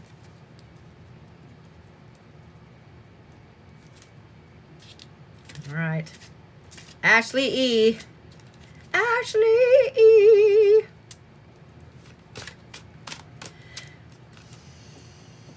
I'm going to take a drink first.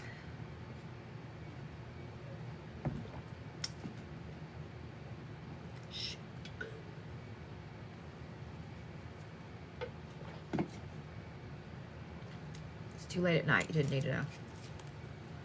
You didn't see it. All right, Ashley.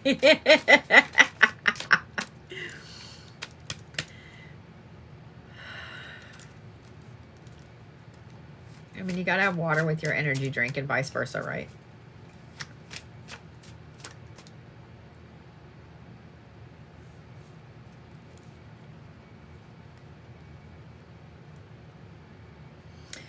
It's interesting. When I was trying to pull your energy in, like you hide a lot.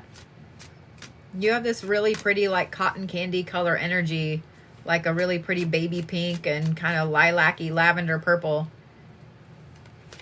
There's a teeny bit of yellow in there that you hide behind those two. But you hide that from people.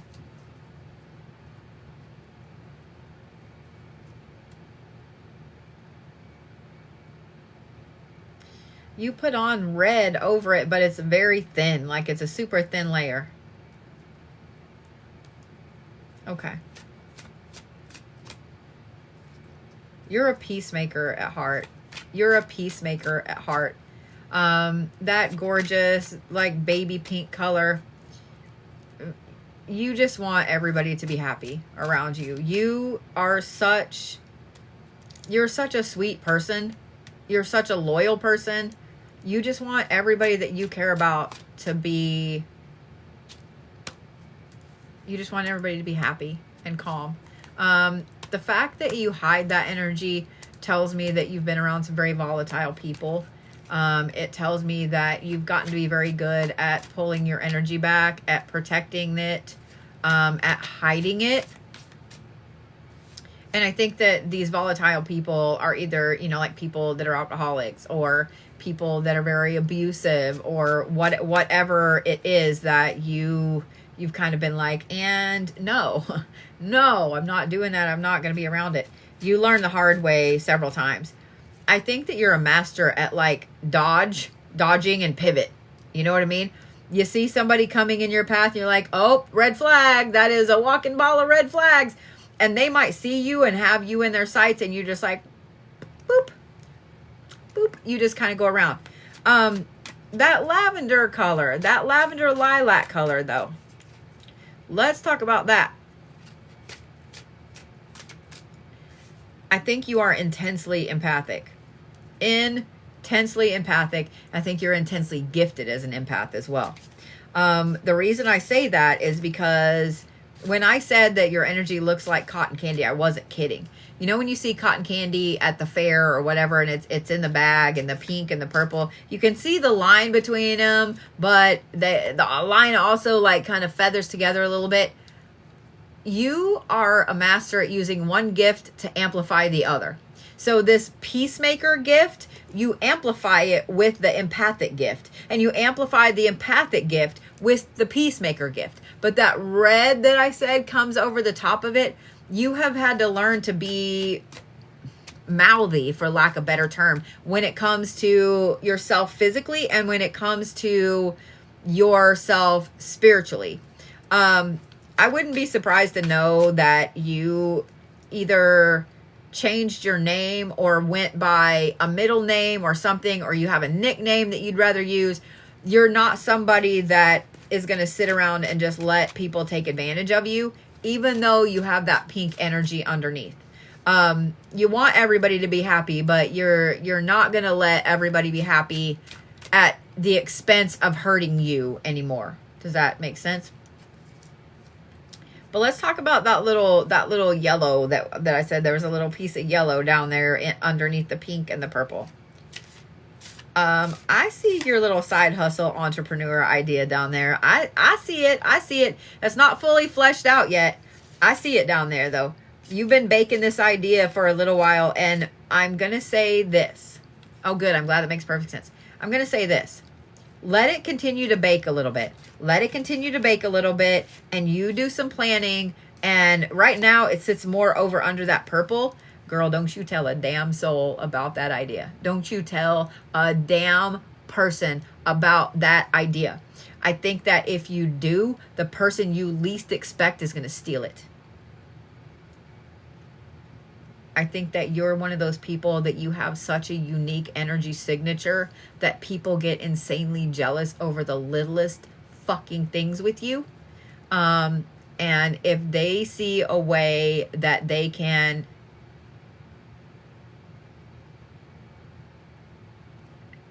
we're going to talk about this other woman in a minute here.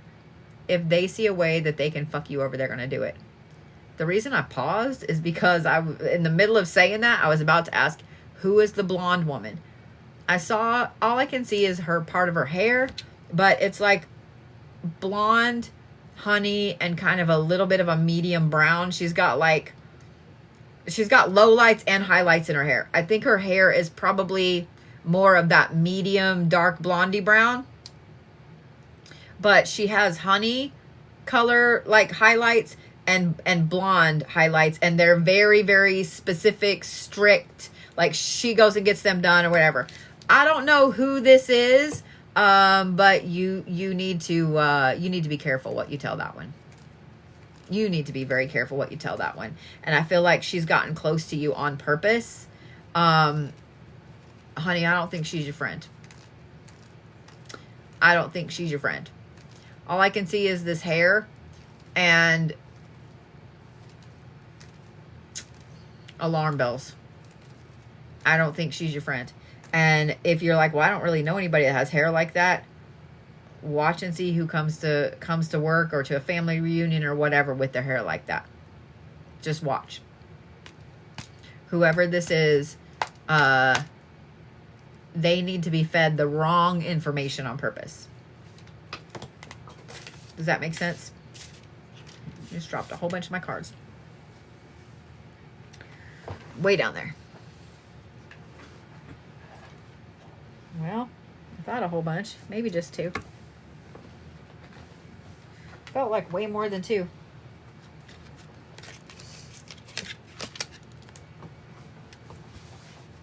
You know exactly who I'm talking about. Okay. All right, good. Good. Yeah, I mean, it was bright enough to make me stop exactly what I was saying and say, okay, wait, who is this? Who is this? So, okay. Yeah.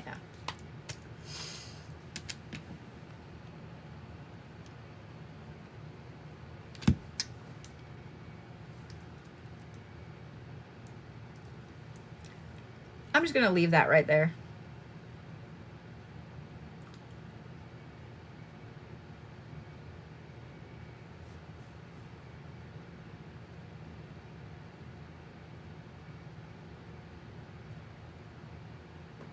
My mods know exactly why I'm leaving it there.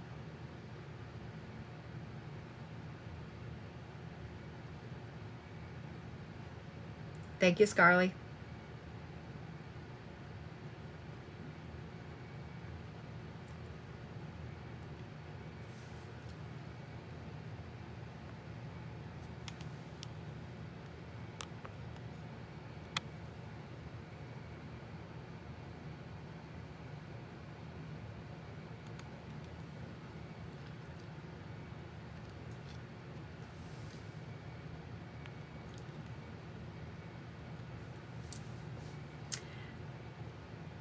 Y'all, don't be a jerk. Don't be a jerk. Even jerks don't like jerks.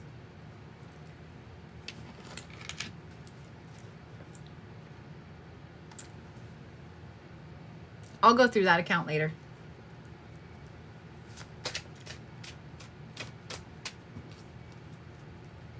I'm just saying.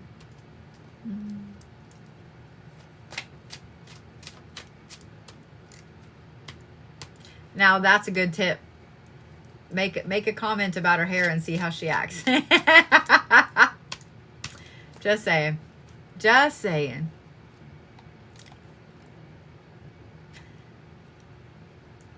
All right. I'm glad that you know who that was that I was talking about, and I'm glad that you understood what I was saying, Ashley. Yeah, family sometimes can be the bane of your existence. So, all right, Erin J is next. Don't you love people? I do. I do.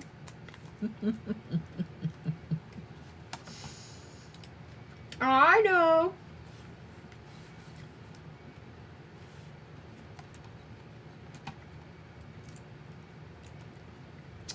That could be Leanne. I don't know. I read it several times.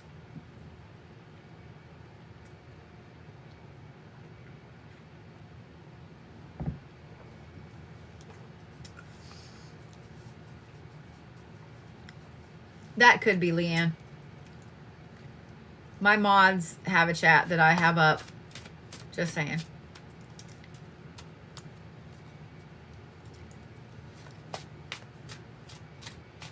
Yeah. I don't know.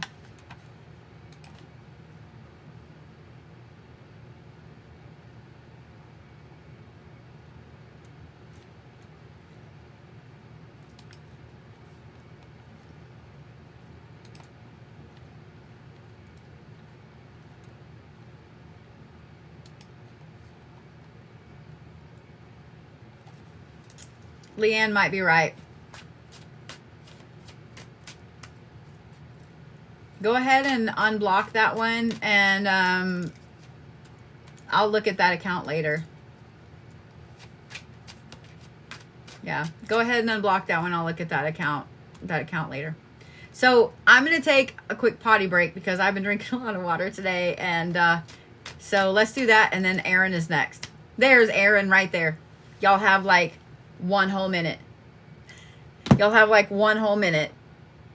And then we might go outside. Y'all have 1 minute.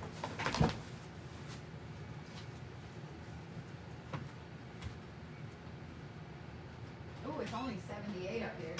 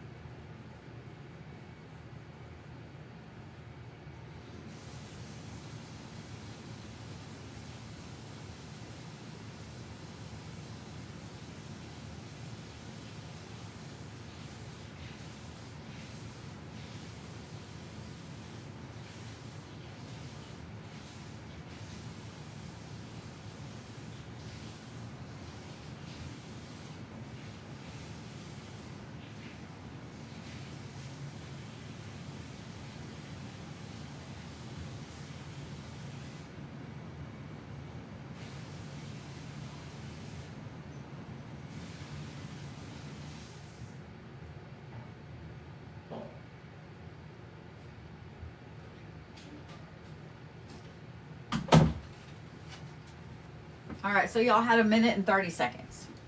Y'all had a minute and 30 seconds. Have I mentioned today that I can't wait to move? So there's a bathroom right here outside my office. And as I'm going to the bathroom, I had taken the shower curtain down in there because, like, we're packing. I had taken the shower curtain down, and I just happened to look over, and there's a fucking brown recluse in the fucking bathtub. Not a big one, but he just got to ride back down the drain.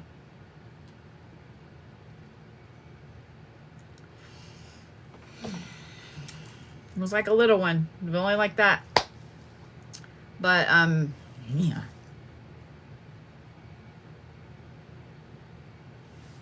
I have a problem with them.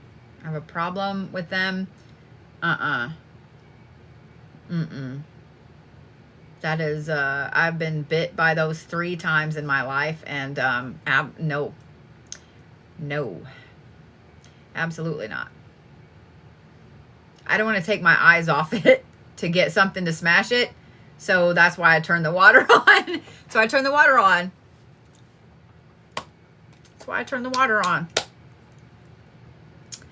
Because the only way he could have gotten into that bathtub was up through the drain. Which is... that's a whole fear level for me. That's a whole fear level for me right there. Yeah. So... yeah. Ugh. So I'm going to do the heebie-jeebies for just a minute.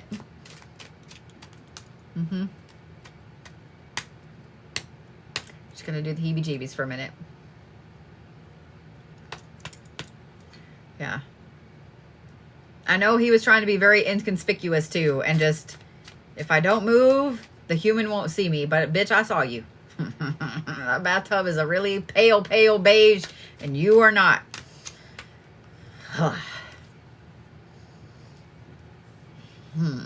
I want to burn the house down.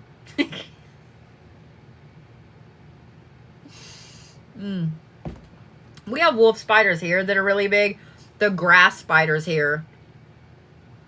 Y'all, the grass spiders in Oklahoma are fucking monstrous. We also have tarantulas here. I don't really see them a lot in Tulsa anymore. Ooh, I turned my nose ring. Ow. But we have tarantulas here. The big spiders, I mean, it is what it is. I don't like them, but, you know, whatever. But the brown recluses, like, I've been bit 3 times by one. And they all need to go squishy die. Yeah, squishy die. So, yeah. Yeah. All right.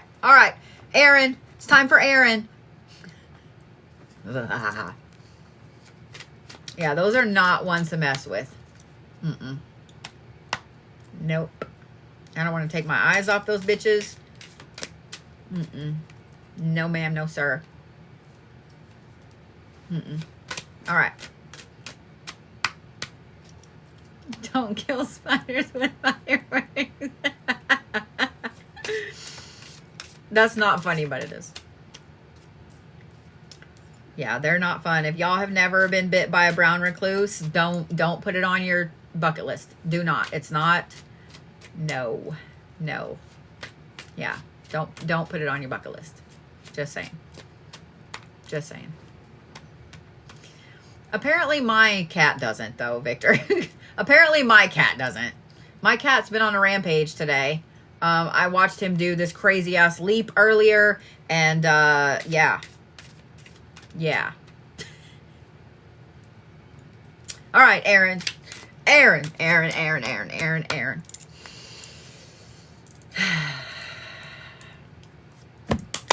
No spiders. All right.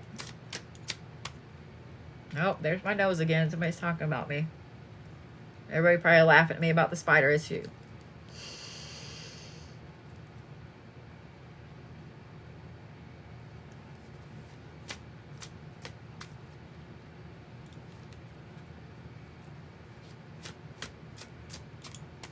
Erin, you're like Mardi Gras colors.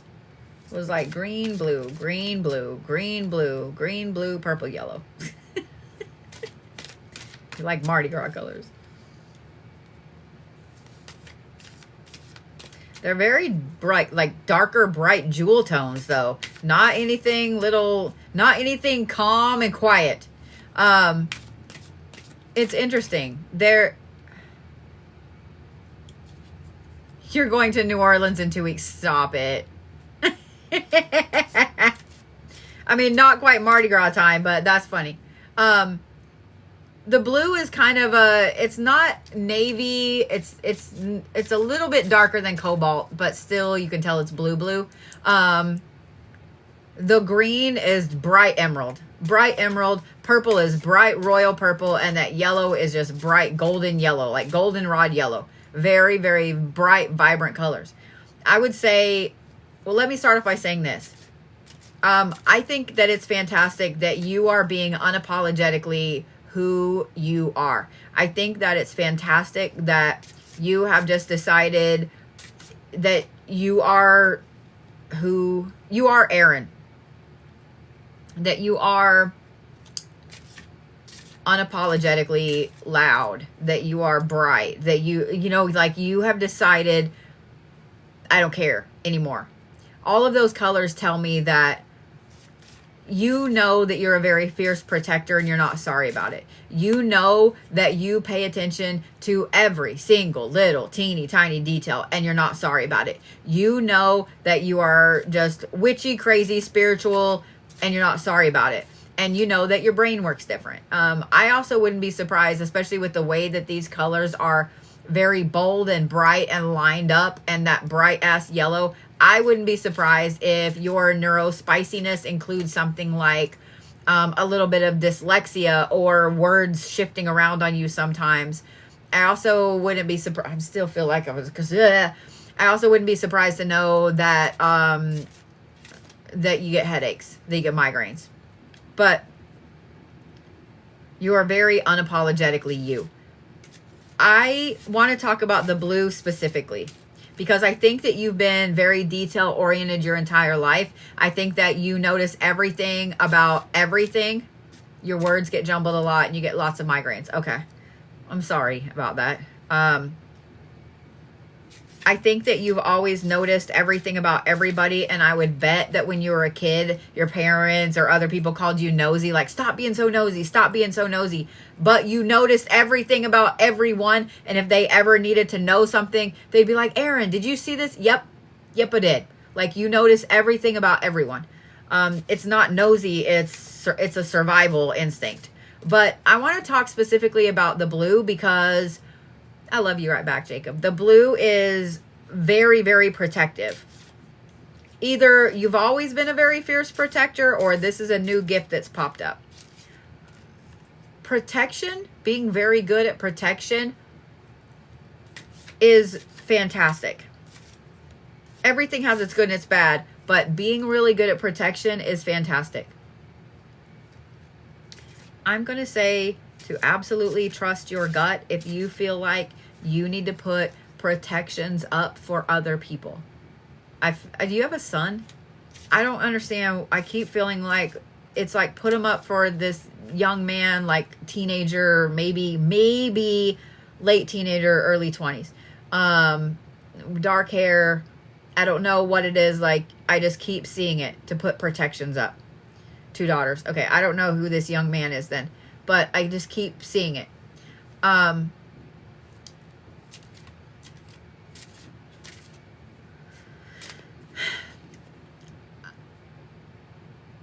Protection is one of the things I personally have always been good at. Always. Does it mean that stuff doesn't get through sometimes? Of course it does. It does for anybody. It doesn't matter how good you are at protections. But are you driving or are you flying to New Orleans? There are some amazing shops in the quarter, some amazing bookshops in the quarter. Just saying. I'm just saying. Grab you driving. Okay, grab you a new book specifically on protection while you're down there. I'm just saying. Sometimes it's a great place to find some books that you may not be able to find other places. There's a couple of used bookshops in the quarter that I usually check out to see what they've got when I'm there. That's what I would recommend. I think that you boosting your protections is never ever going to be a bad thing. And I feel like that's going to be something that you're going to need in the future. And especially with that blue being first, and then the green, and then the purple, and then the yellow. It's like that blue is protecting all of these other colors back here too. The yellow popped up in front of me again. Pay attention to your brain. Pay attention to your brain. And I don't mean like in a physical way. I mean, obviously you're going to pay attention when you got headaches, but pay attention to what's popping in your mind and when it's popping in your mind. You've been working really hard on your claircognizance, like knowing when things are going to happen. And that's starting to pick up a lot for you. And one of the ways that you can do that is to really pay attention when something pops into your head. Maybe a purple diamond shape pops into your head and you're like, what the fuck? That's weird. Stop and pause and look around. Okay? Stop and pause and look around because, ooh, my nose is itching so bad. You want to make sure that you are good. I'm glad you've started doing that recently. That you're acknowledging that gift and you're acknowledging when it happens so it will become stronger. That's how you build it, and that's how you become stronger with it, Erin. And have fun in New Orleans. Have fun in New Orleans. I would tell you to go see Camille, but she's not there. I'm just saying, have fun. Have fun. Is this your first time going? Yeah, Vlad's being Vlad today. He's being Vlad today. I love him. Oh, sweet. You'll love it. You'll love it. I don't know where y'all are staying or whatever. There is a place in the quarter that is my favorite place to eat blackened alligator at. It is right down the street from the House of Blues. I can't ever pronounce it right. It's like Cotier. Coterie. I'm not a lobster. I'm not an oyster person. It's an oyster bar. I don't eat oysters there, but it is in my opinion one of the best fried alligators, appetizers and stuff like that. The blackened alligator. That's my favorite thing there. Just saying. Just saying. So, you're staying in the quarter. Go down to the market on the canal too. You won't be sorry. Your wallet might be sorry, but you won't be sorry. And then of course, make sure you have beignets. The beignets in New Orleans are definitely top notch. Everywhere. They're definitely top notch. I mean, I can tell you some good food. I can tell you where the good food is. I'm just saying. All right. Wanda is next.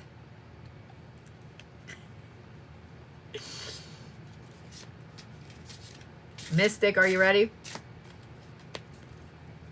You have not, Heidi. Y'all are coming up. Hang on. Y'all are after Wanda. Well, I could actually say Mystic like you asked. Y'all are asked after Mystic. Then I have Heidi. So here's who's left. After this one, I have Heidi, Kaylee, Jake, Courtney, Cassandra, Antoine, and Sunny. Look at me like a big girl. Look at me like a big girl. Finishing a whole list before my sugar crashes. I've actually got it up right here. I'm paying attention. That's why I keep just randomly putting a little piece of candy in my mouth.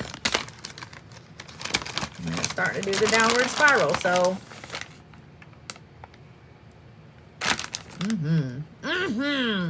All right.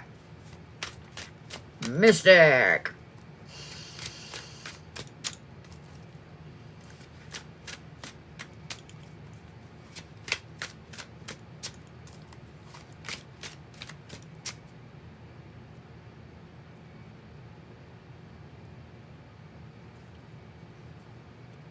You're like, this really, really pretty. It was silver but I thought it was silver at first, but it's more like a pearl white.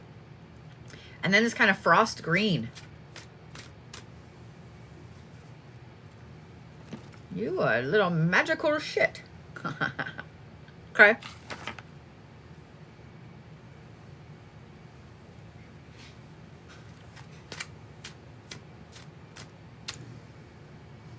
So,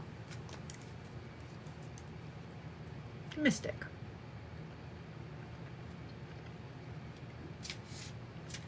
Whatever it was that you did, I'm going to say specifically last week, whether it was a working or a clearing or I don't know what it was. And then you've been feeling a little off ever since. I feel like you unblocked something. Like there was a door that you shut long time ago, and you stacked a bunch of boxes up in front of it, and whatever you did cleared those boxes out.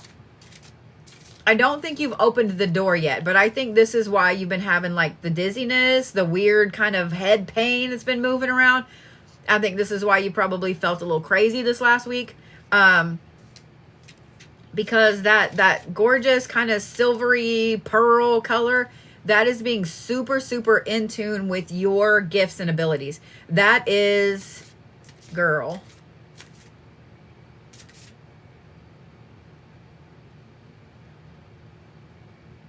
Is it Persephone or Medusa? You don't have to tell me. Those are more Medusa colors, but Persephone was the first name I thought of, so that's interesting.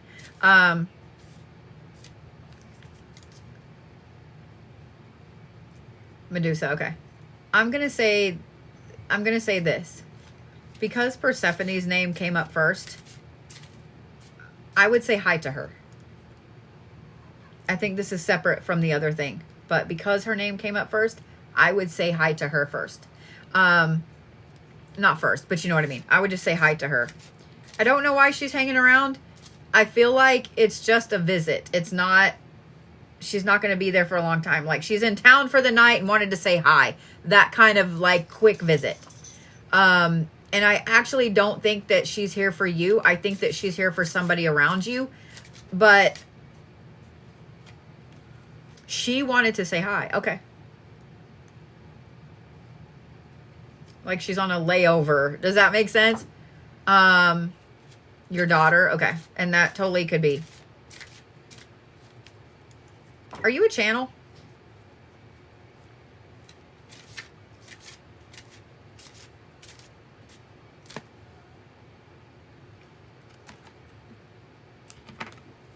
Are you a channel, and are you trying to learn to work with deities? Yes or no?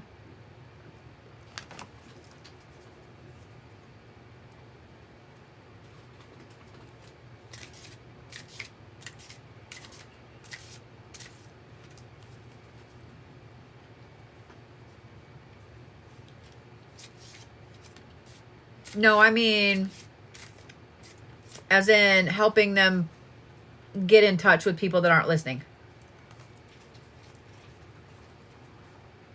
Vlad, what are you doing? I see you. I literally see you. He's ridiculous right now. I don't know what he's into. He's eating again. I don't know what he's eating down there, and there's no telling. But as soon as I said Vlad, he just stopped. And it's like, I can see you. No, I can't see you, so you can't see me, right? No, Vlad, that's not how that works. Don't be crazy, man. I mean... Why are you being crazy? Beer. You would think that this fucker got into catnip today. That's how he's been acting. Yeah, since this morning he's been on. Yeah. Which is another reason why... Yeah. Which is another reason why I don't think that's going to wait until Monday to rain. Like, yeah. All right, Mystic, I'm sorry. The reason I asked that is because I think that this doorway that you just cleared off to open is something that's a really, really intense gift that's going to take a lot out of you. And here's going to be my advice. Because of that gorgeous silver pearly color and the green, by the way, the green's like that really pretty, like if you took that pearl and you mixed moss green and emerald green all together, you know, the old, like if you were in a deep temple and you saw like that color green, it's fantastic. My advice is going to be this. Start listening while you're sleeping if you can. I don't know if you have like a spouse next to you or doggies, kids, whatever that pile in bed with you. But start listening to 1111 hertz, like 1111 hertz. Don't listen to it like every single night, but start listening like a little bit at a time, maybe 2 or 3 minutes before you go to bed, and turn it off as you're about to fall asleep. But I would start listening to that, because that will start helping you attune your energy upwards, and it will help you start to attune your channeling ability upward, if that makes sense. I don't know if it's specifically deities or if it's, I don't know, entities, elementals, I don't know what it is, but this is a new level to those channel abilities. Like a whole crazy high level to these channel abilities. Start preemptively working on them, because I think, I'm also going to say this too. Don't try to open the door. I think that door is going to open on its own. I think that door is going to open on its own. I think that now you've unblocked it. It just needs to I'd give it a couple of days, and I think it's going to open on its own. So don't try to open it. Don't force it or anything like that. Like literally a couple of days. I don't think 2 weeks, 2 months, literally a couple of days. But I would start listening to that frequency.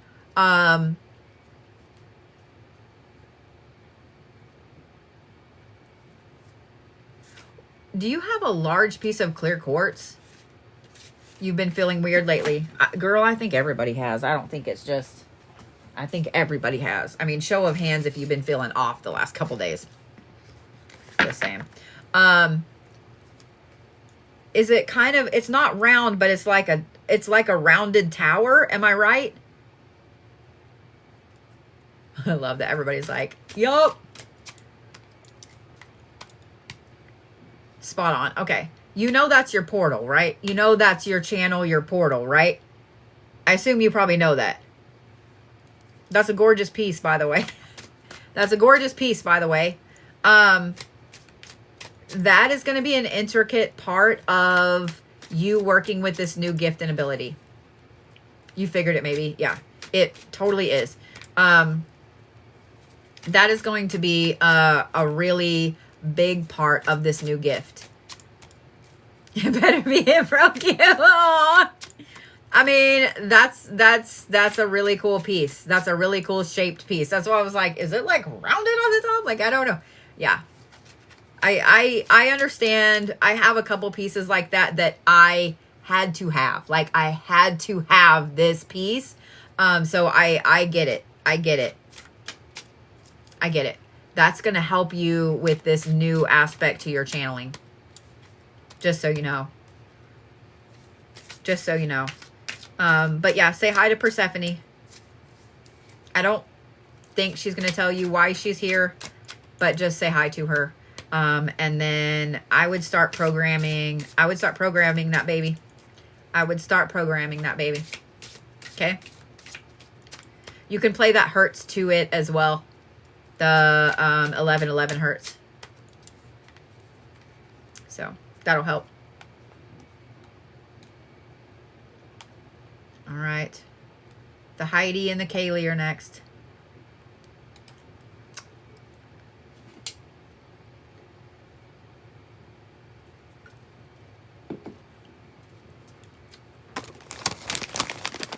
You are so welcome.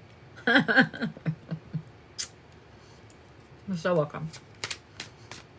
I love you right back. There they are.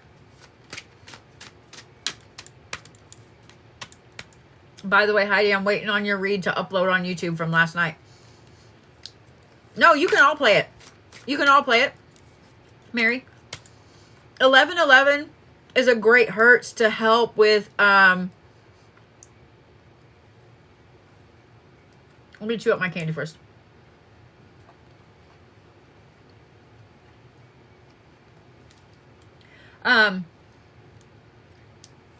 You know, like if you have something that sits out in the garage for a long time, it's going to get dusty. It's going to get spider webs on it. You know what I mean? Like, and you got to clean it off before you use it. The same thing goes with gifts and abilities.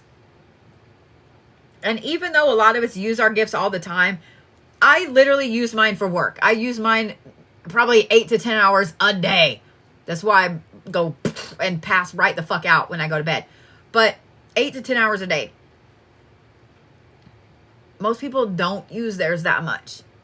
So if you have one that's kind of been shut off, either you shut it off as a kid or you don't use it as much lately and you're wanting to use it a lot more, playing 1111, that frequency will help you kind of pull your energy back up. Also, if you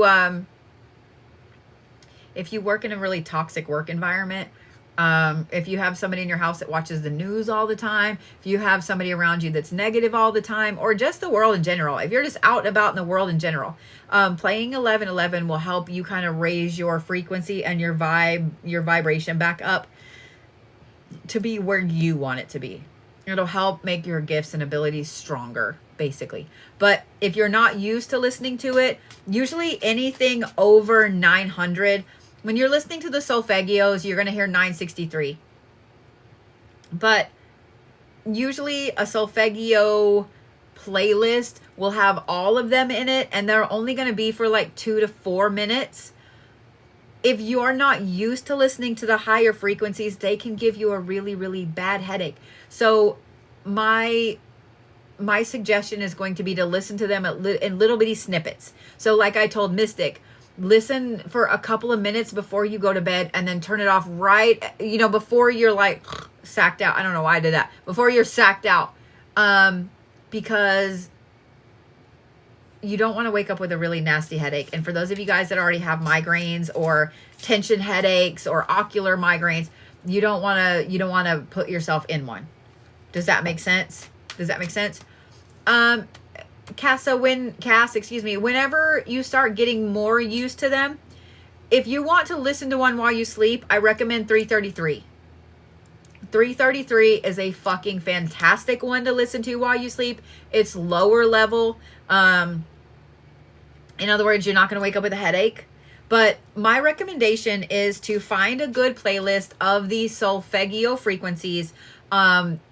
Pandora, Apple Music, Spotify, YouTube, whatever your chosen mode is, you can find a good playlist that will play throughout the night.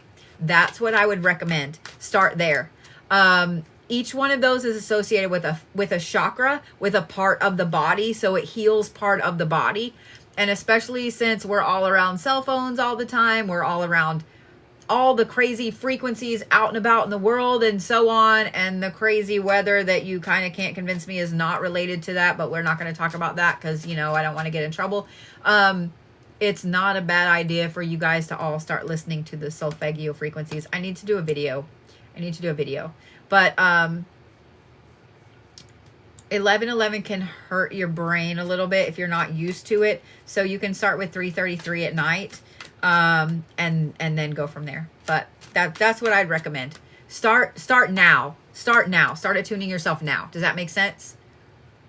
You got it, Cass. I'll do a video. All right, let's do the Heidi and the Kaylee, since they're waiting up.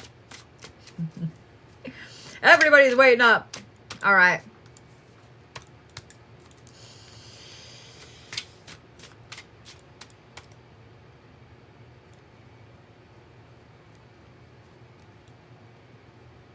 Heidi, you look like a red flannel shirt. It's like red and black check flannel. It's funny. It's red and black.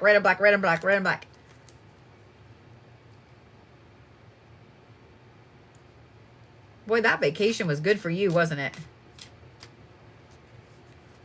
I feel like you have a whole different mindset. I feel like you have a whole different mindset.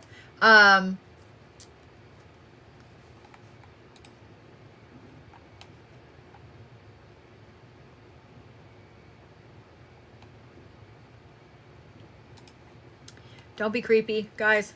Don't be creepy. Your stuff will get screenshotted and so will your account. Just saying, don't be creepy.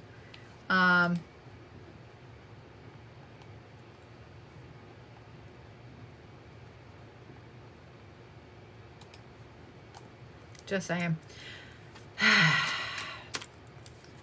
Lots of them this evening. The reason I feel like you're in a different mindset is because this is a very driven mindset. I don't mean that you're a different Heidi. You're still the same Heidi, but you're way more driven than you were. It's like something shifted. So let's talk about this red and this black, because it does. It's like red and black, you know, squares everywhere. Red's a very powerful color. Red's a very, very powerful color. And this is just bright, like fire engine red. The thing I'm going to say about it is fire engine red is one of those colors that is going to push you forward whether you're ready to be pushed forward or not. It's going to continue to make you shift and move and pivot and jump and run, and it's going to make you it's going to continue to make you want to go higher in your job or higher in the company and so on. And with the read I did for you last night, I don't want to say too much, but with the read I did for you last night, I'm just saying, the only problem that red can bring in is that it can cause words to come out of your face that you weren't ready for them to come out of. You weren't ready to say yet. So it could cause you to say something that could upset somebody that might be interviewing you for a promotion next week. Or it could cause you to, I don't know. We're just going to leave it at that. You know what I'm saying. You a smart girl. So be really careful. And I'm glad that those black squares are there too, because black is personal power. Black is strategy. Black is elegance. Black is a very, very powerful, powerful color. I love seeing it in auras. People are always like, oh, that's gotta be bad. It's not. I mean, don't get me wrong. It can be. Every color has its good and its bad.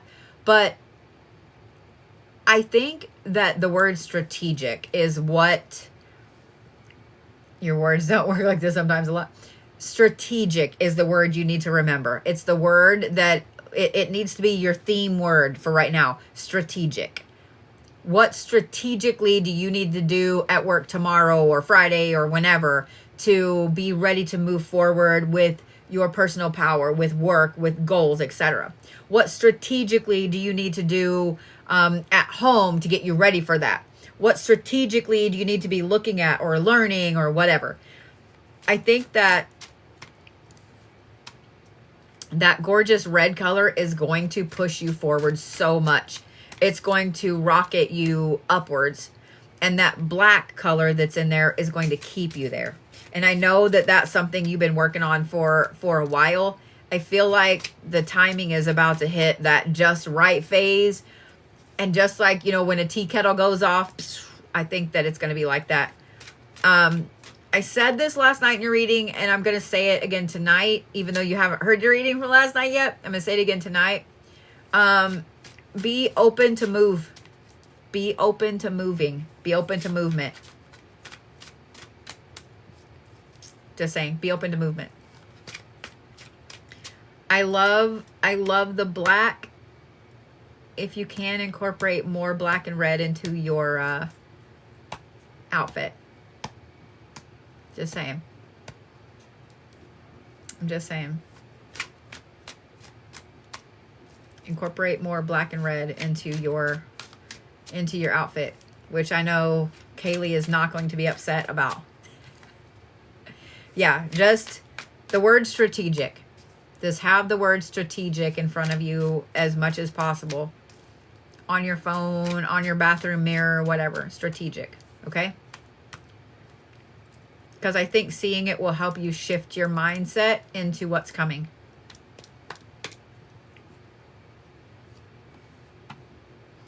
I don't know that I've read for the Kaylee in a long time. Yeah, I know you have something specific you have to wear to work, but I mean, red and black underwear. I'm just saying, girl. I'm just saying. Kaylee, don't listen when we're talking about that. Just for you peoples out there, all the peoples out there, y'all realize that what you wear under your clothes matters just as much as what you wear, right? Right? How do you feel when you have on, ladies, matching lingerie set? How do you feel when you know that, you know exactly what I'm saying? That matters. That matters. That's personal power. That's your inner self, your inner personal power. Nobody's going to see that, but you know. Just saying. Just saying. See, a lot of you know. A lot of you know. You feel like you have your whole life together when those things match. Just saying. Just saying. All right, Kaylee Poo.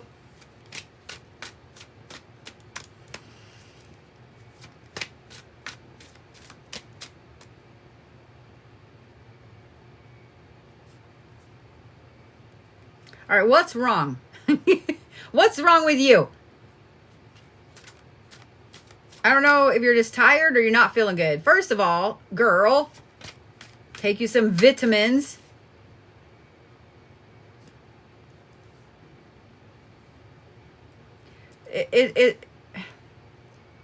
I think just because I know you and your mom and I've been around you in person a lot, y'all have a very big energy. And I in no way mean that in a bad way, because I fucking adore the two of you. Y'all have a big energy, right? You're not those annoying in your face people, but you just have a presence, okay? So when I see you and your energy and so on, and it's down here, that's why I'm like, what's wrong? What's wrong? Like, your mom's energy is all like this. And usually when I see you or I read for you, like, you have a very big presence, but tonight, it's way down here. Like, it's squished. So I don't know if you started back to school and you're just exhausted. You have school and you're tired. Okay. I feel like I need to tell you this on purpose. Don't worry. And I know that that's easier said than done, but I don't know what this is. Like, I really feel like I need to tell you, don't worry. Don't worry. Are you in a new school this year? Or is it, I don't understand. Like, I feel like this is a big change or a big shift. And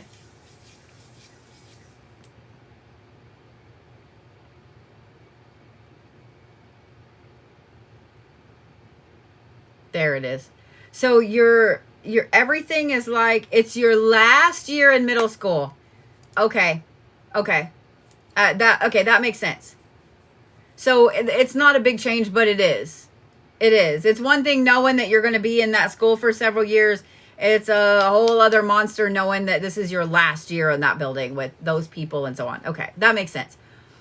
What I was saying is there it is like, because everything's kind of muted, it's like blue and then this interesting kind of mint green. It's dusty. That's why I asked if you weren't feeling good. But behind it is a gray ball about like this. I think that you've really had it on your head a lot about what you want to do in the future. I think that you've really, really had it in the forefront of your mind about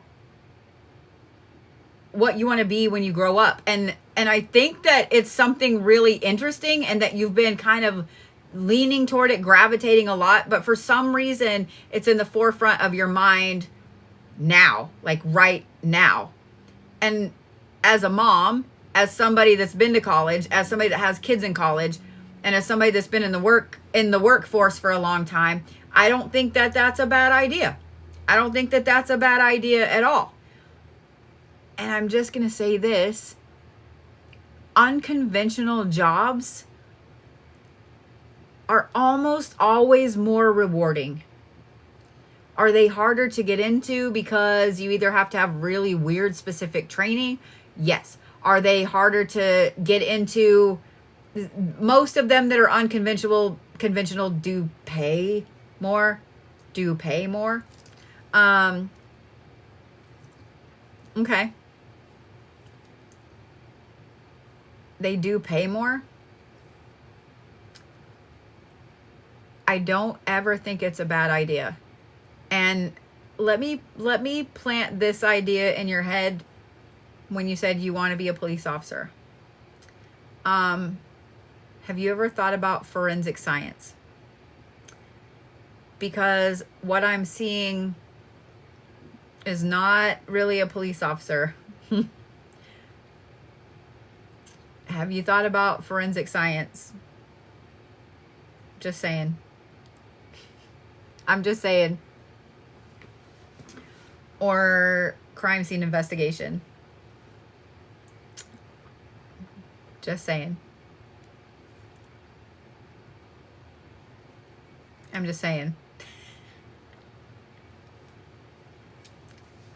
You know, just saying.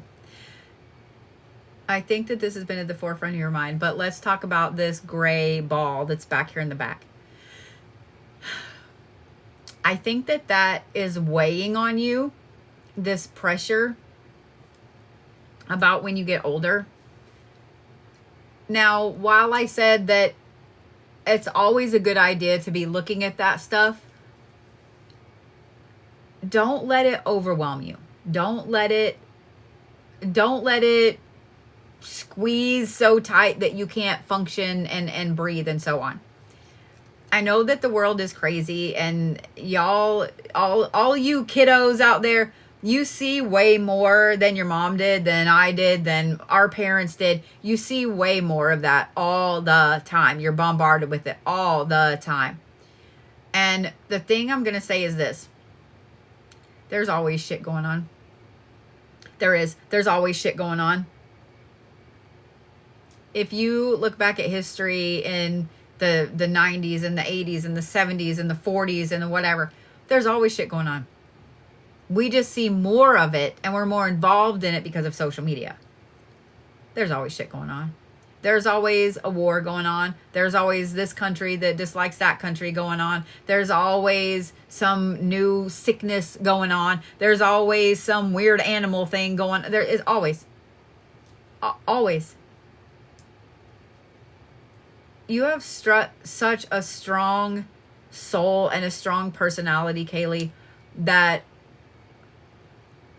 you're going to feel the need to protect everybody around you. You're going to feel the need to make everybody feel better that's around you.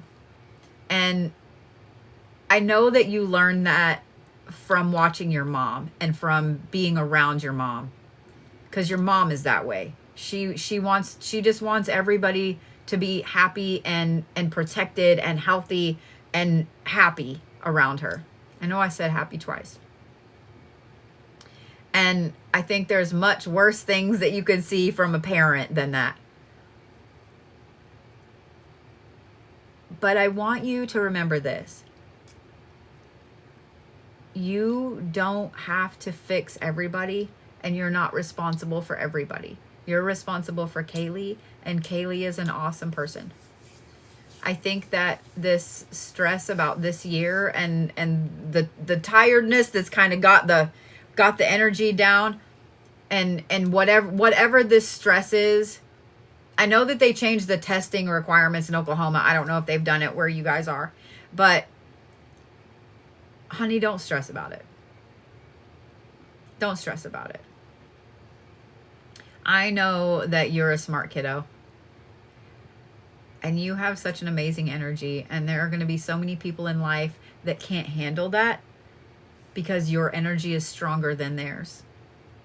There are going to be girls, there are going to be guys, there are going to be teachers, there are going to be whatever that just don't like you because you have a very strong energy. And then there are going to be teachers and principals and friends and stuff like that that see that energy in you and that nurture that energy in you. One of my favorite things about high school, about my senior year of high school, is that I never had to see those people again if I didn't want to. Just keep that in mind. Just keep that in mind. Just keep that in mind. There's always going to be teachers that you don't like. There's always going to be people that you don't like. There's always going to be people that you have to work with or whatever that are just shit human beings.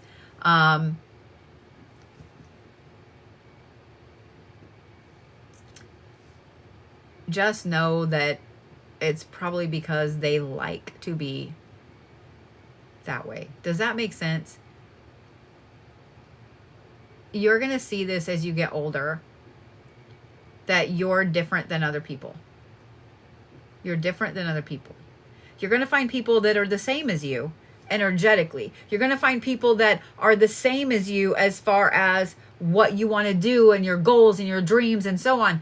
And then you're going to realize that there are other people that they're not going to do what it takes to reach their goals and their dreams and all of that. They're not going to do those things. And they're going to dislike you because you are willing to do those things. They're going to dislike you because you're willing to not go out and party with them or not go to this or that with them because you're studying, you're applying for this job, or you're going here for this training. You're doing what you need to do to be who you want to be. They're going to not like you for that. Let them. Let them. It's not a Kaylee problem. It's a them problem. If you have a teacher that doesn't like you,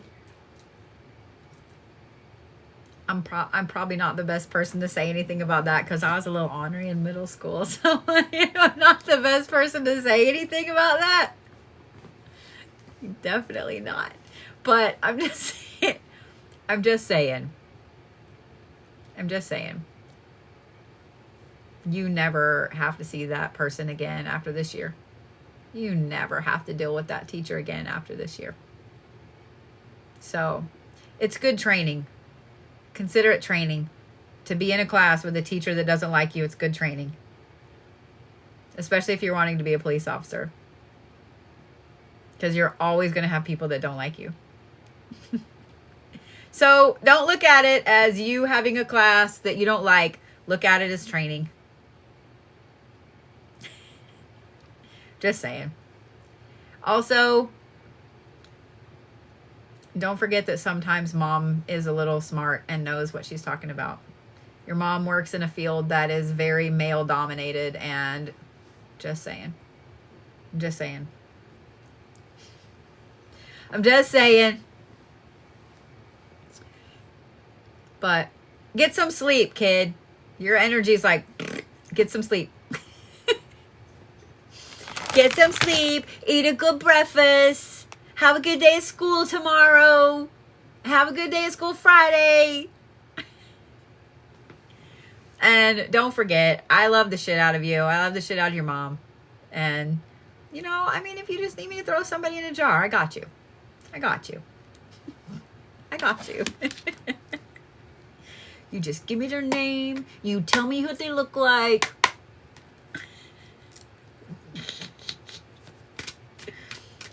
That or I have a Scarly. Scarly will do it.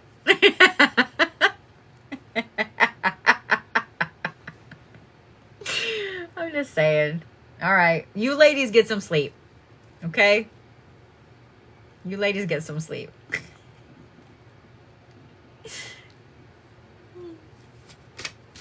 I have a whole group of Tauruses that are always happy to throw somebody in a jar. And spit in it. They don't care. I'll just be like, hey, this person took your food. They're on it. I'm sorry. You guys know that was funny.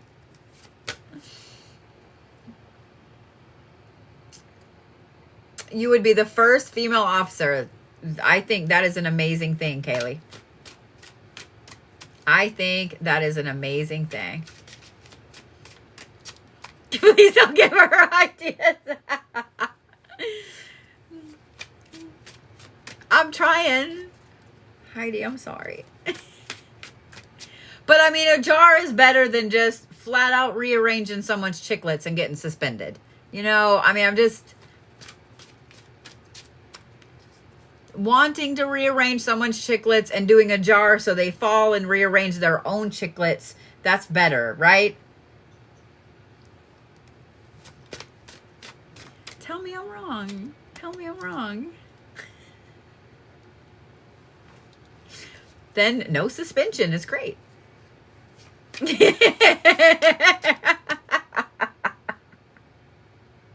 I like it when they rearrange themselves too.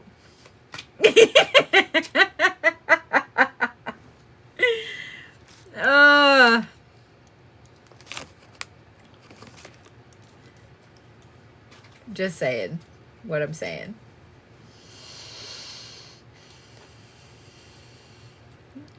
Oh, my kid texted me.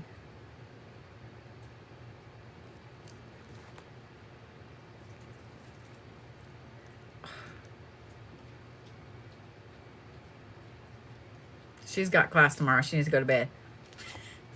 Girl, you got class tomorrow. Go to bed.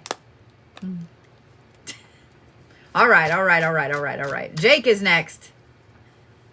Now that we've given all the ideas.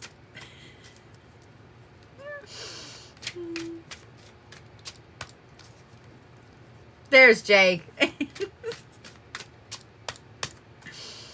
Come on, that's funny. That's funny. Come on.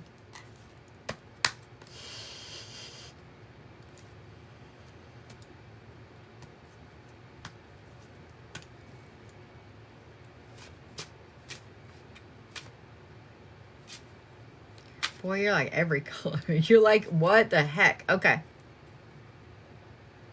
You're like red, white, and orange.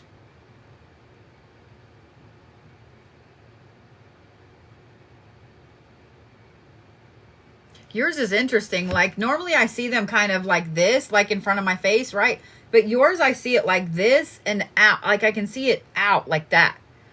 First of all, let me mom you for a minute. You're spreading yourself way too thin, man. Because, so like I said, like when I see them in front of me like this, like I see the shapes and stuff like that. But yours is like laying, you know how it just said like Kaylee's was down here like this, right? Because that's why I was like, are you sick? Like, what's going on? Like, that is really muted. But yours, I see it laid out in front of me like a horizon. Like I'm looking at it like this, right? So you're spreading yourself way, way, way too thin. I'm going to need you to roll it back. I'm going to need you to roll it back up. I'm going to need you to roll it back up. Because it's like, when I saw it, that's why I was like, wait, what's going on? That's like a rectangle, and it's red, and it's got a white rectangle in the middle, and then like an orange slice. We'll just call it a slice. But as I was looking at it, it went, and it just got longer and thinner. Okay?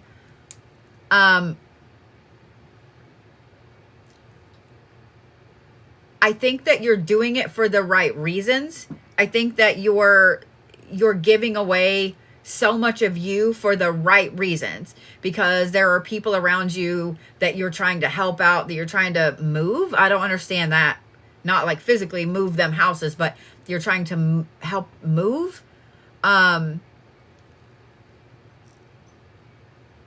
You're doing it for the right reasons. But I think that even the right reasons have limits, if that makes sense. That bright red energy like that, I mean, it's what you would think of when you say red. It's like just bright red, right? I think that the reason you're spreading yourself so thin is you finally feel like you're in a space where you feel good enough to help other people. I think that you've been so far down at times and haven't had anybody, or only had one or two people that were able to kind of pull you up out of the dirt, that you are at a space now where you feel good enough to help other people pull them up out of the dirt. that's why I said you're doing it for the right reasons. You're doing it for very noble, very right reasons. That white in the middle, red is go, go, go juice. You know, like red is that intensity, that overwhelming energy aspect. Like, nope, you're not going to lay on the couch today. Get up, we're going, you know. That white is knowledge. It's not so much that you're seeking knowledge. It's that you've been through some shit and some stuff and some things and some bullshit. Like, you've been through all of it. And you're utilizing that to try and help other people. Again, 100% for the right reasons. But I want to talk about that little swatch of orange that's in there. It's just like a little line of it. My advice is going to be this. For the rest of the week, up until like Sunday. So the next, 4 days? Thursday, Friday, Saturday, Sunday. So the next 4 days. Start just kind of pulling your energy back in. Like, just kind of pull everything back in. Don't roll it up like a fruit roll up or what. I mean, whatever. If you want to roll it up like a fruit roll up. But start pulling everything back in. I think that it's going to be really hard because you've been spreading yourself so thin for so long that it's going to kind of bunch up and you're going to feel weird. I'm going to recommend a little bit every single day. Turn your phone off. Like, completely 100% off. Okay? And just take a breather. Take a nap. Something. I think that you've been given way too much of you lately. And if you don't, like, you're headed for the wall really hardcore. That little, hang on just a minute. I apologize.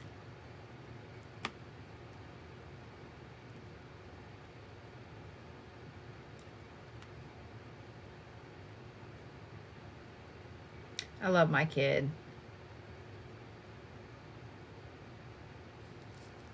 I love my kid. She kind of homesick. I love her. You've been given too much of yourself for too long. And I think that you're failing to see that little orange swatch in there. Dude, that's a business idea. That's a business idea. That is a way for you to do what you are enjoying doing as a living without overextending yourself, without overextending your energy, and without it draining you to the point that you almost kind of can't function. Does that make sense? I think that if you take the next few days and just kind of start pulling your energy back in, your ego doubts it, but you feel it incredibly deeply. I would worry about you if you said that your ego was pushing you to do it. I would worry about you. Having an ego that kind of doubts you a little bit is never really a bad thing. It's when you let all of that win. Does that make sense? It's when you let all of that win and you stand still. And I think that you've been trying to combat you've been trying to utilize that powerful red energy that's been driving you forward for so long into putting it into other people, but it doesn't always work that way. And people will take it and run with it. And that's why it spreads so thin that you are just exhausted all the time. You can't help anybody else if you're on the floor.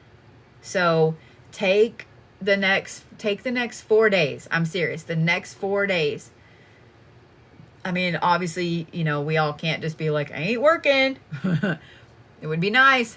Energetically, I am calling off of work.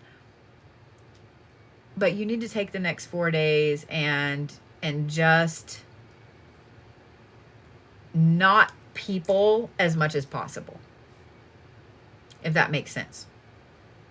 And I think that and this is going to sound weird, or maybe not, I don't know. literally spend one of your next days off just laying on the couch. Just laying on the couch. Make yourself lay on the couch. Make yourself binge watch cartoons or something stupid. Not the news, not action and drama movies, just cartoons. Something dumb. You did that mostly today. Good. Good. I think that you need that reset. I think that you need that reset. Okay? Just saying. You didn't see that. But I think that you have an amazing business idea in there, Jake. And I think that if you just give it a little time to manifest and to bake, I think that it'll hit you really hard. You have the drive to do it and everything to move forward with it. I'm just saying. It's there. My kid is so funny. Oh, we love her. We miss her. I hope that made sense, Jake.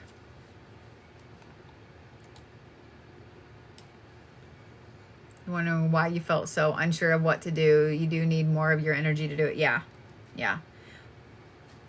Literally just, I mean, you don't have to tell everybody that you're cutting everybody off. Aw, you're welcome, Jake. I'm glad I could help.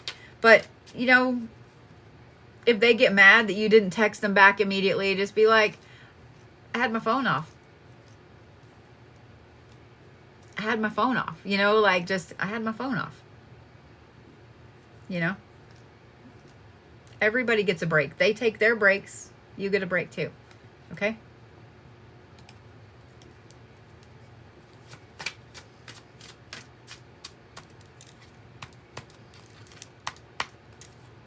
All right, Courtney is next.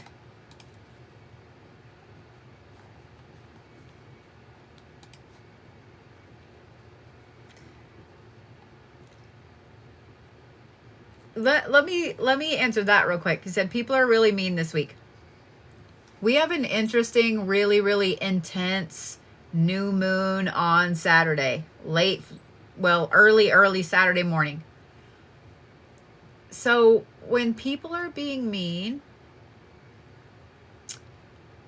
consider that your get out of jail free card of not talking to them anymore.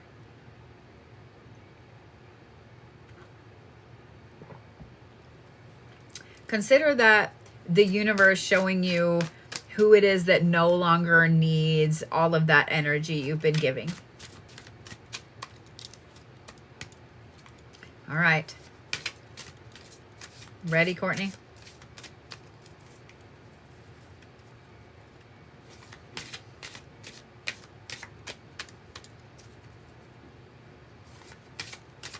Well, just sitting here and hang out for a little bit with us, Glam. Don't stress about it.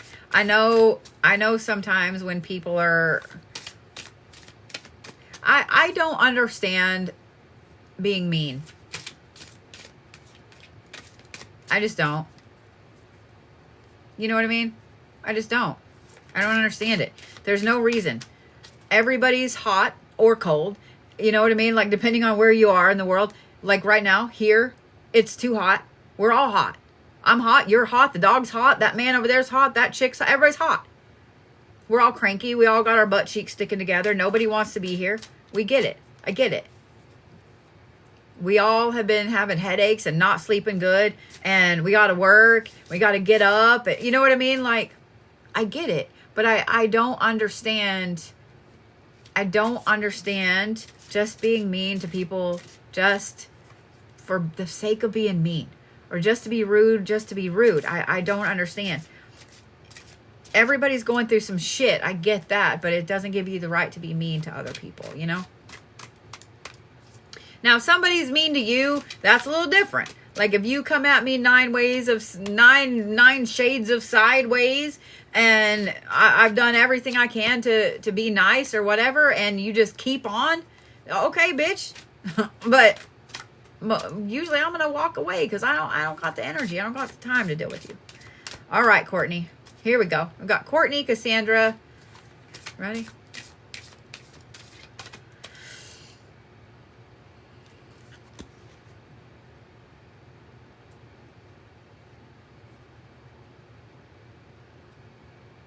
Courtney's is really pretty, like, kind of turquoise, like, swatch, like this, of turquoise, with this gorgeous yellow, bright yellow underneath it.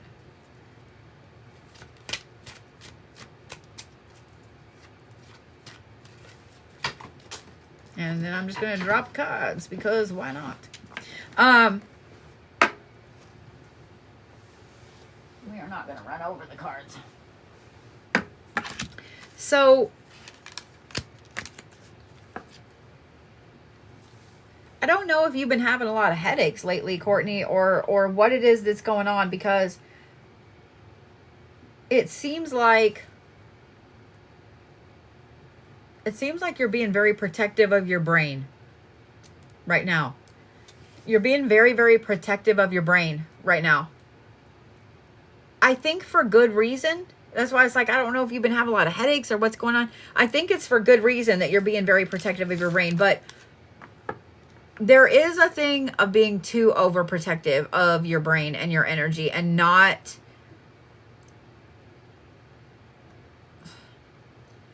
keeping it in the box and never ever using it, never letting it out again is only going to hurt you. It's not going to hurt anybody else. It's kind of like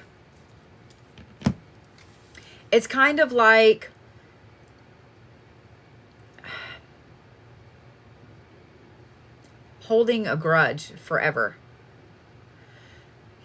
No one really knows that you were holding that grudge but you know? So, yes, protect yourself always. Yes, protect your brain. Yes, protect your abilities and your energy. But at the same time, use it. Use them. Don't just let them sit in the box. You know what I mean? Taurus, you do be holding grudges. I can't say anything. As too many Capricorn placements.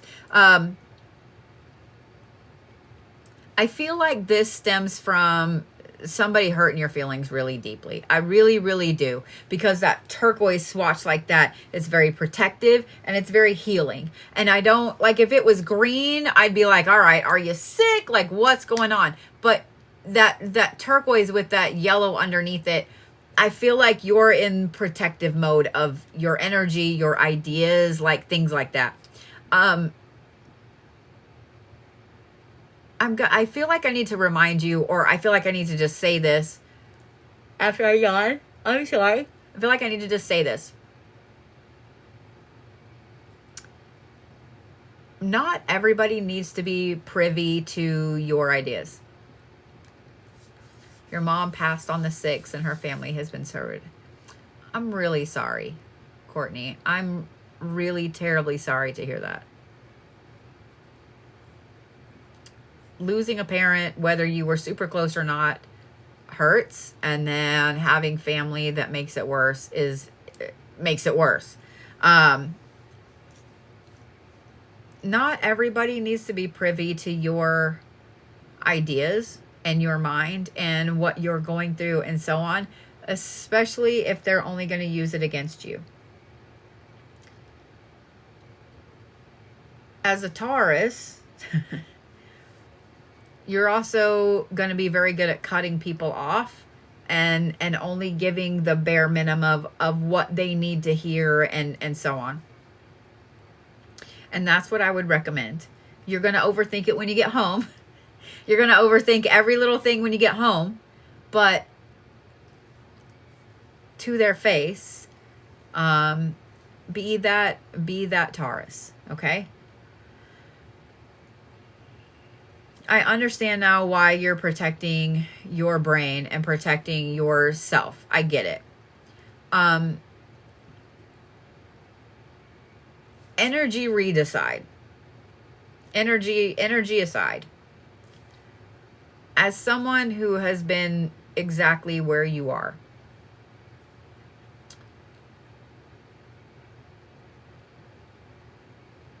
I understand that you have to be nice and play nice with funeral, with property, with, I understand that you have to be cordial with those things, even if they're not. And I don't have to tell you to pay attention to who has acted in what capacity during all of this. When I went through that same thing, I made my mind up that when all of the formalities were over, there were people I was never going to speak to again, that I had been very close to before that I had talked to all the time. And I have upheld that.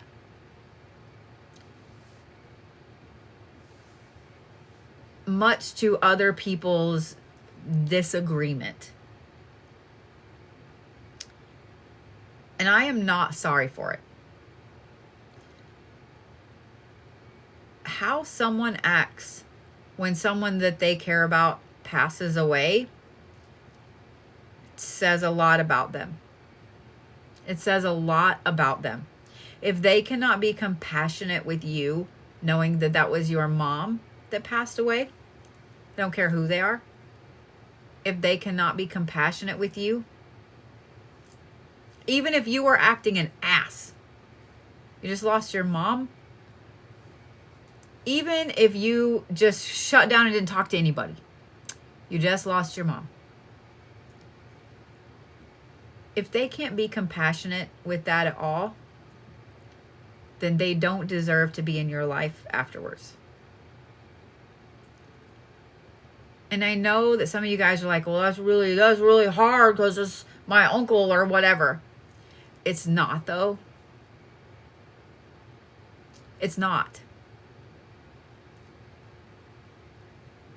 You are your own person. You are your own sovereign nation, your own sovereign self. You have to put you first.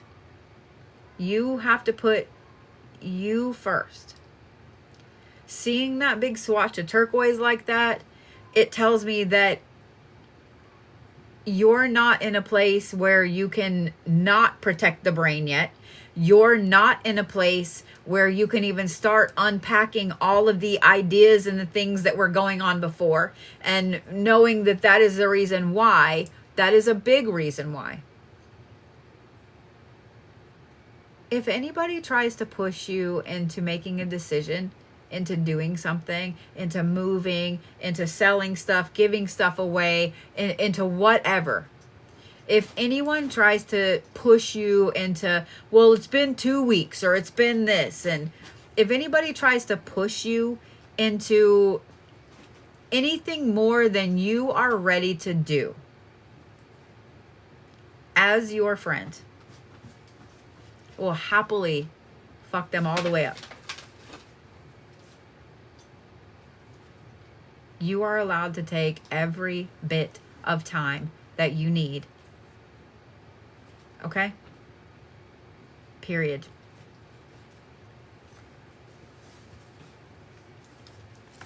As far as energy goes, as far as you as Courtney. See, Vlad agrees. As far as you as Courtney goes, the colors that you have right now are absolutely beautiful. They're very bright, they're very vibrant, and they're very beautiful. Not everybody needs to know about your ideas. Not everybody needs to know about your feelings right now, except those few trusted people that you have. I say that because I know that it's a lot to process. It's the perspective card. I know that it's a lot to process.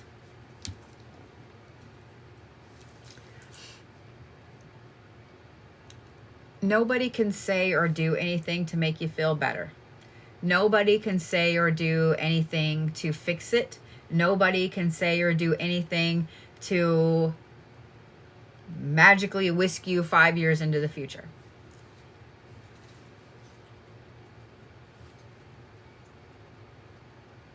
but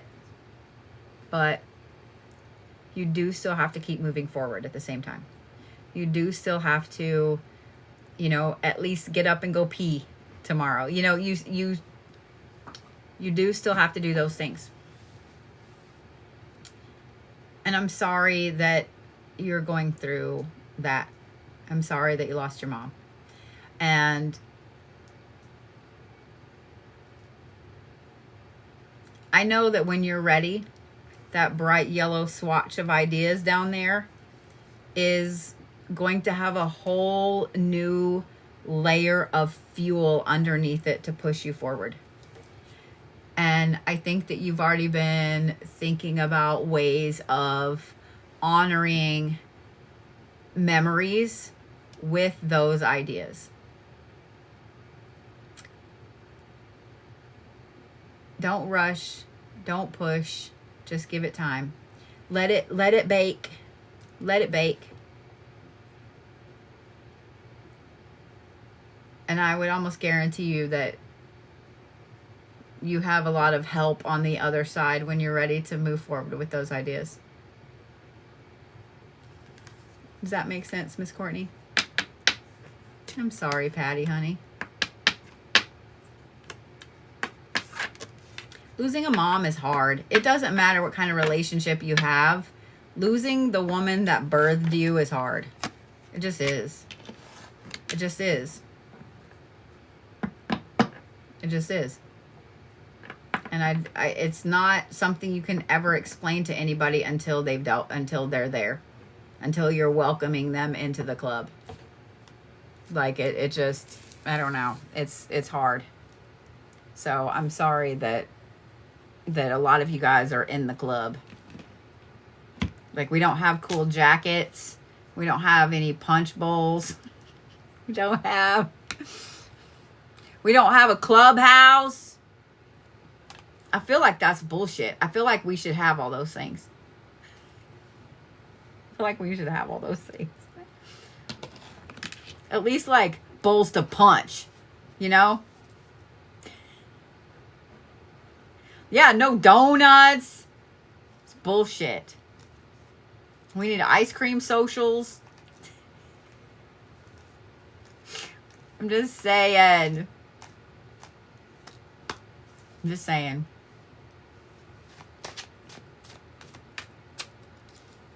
I agree. We need cookies. I 100% agree. All right. Let me read for Cassandra. I've got 3 more on my list, and then we all need to go to bed. All of us need to go to bed. All right. There's Cass. All right, let me read for Cass.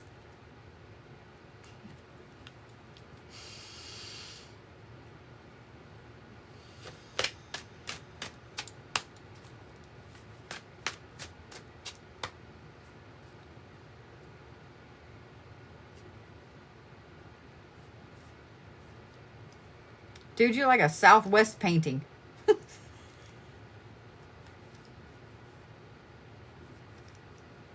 It's like this gray circle and then this really kind of pinkish beige color back here.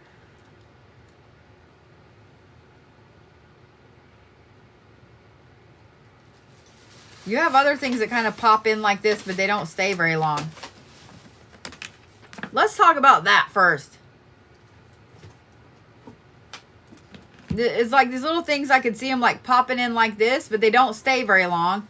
It'd be like a little switch of black or a little dot of turquoise or a little ball of yellow. Those aren't yours.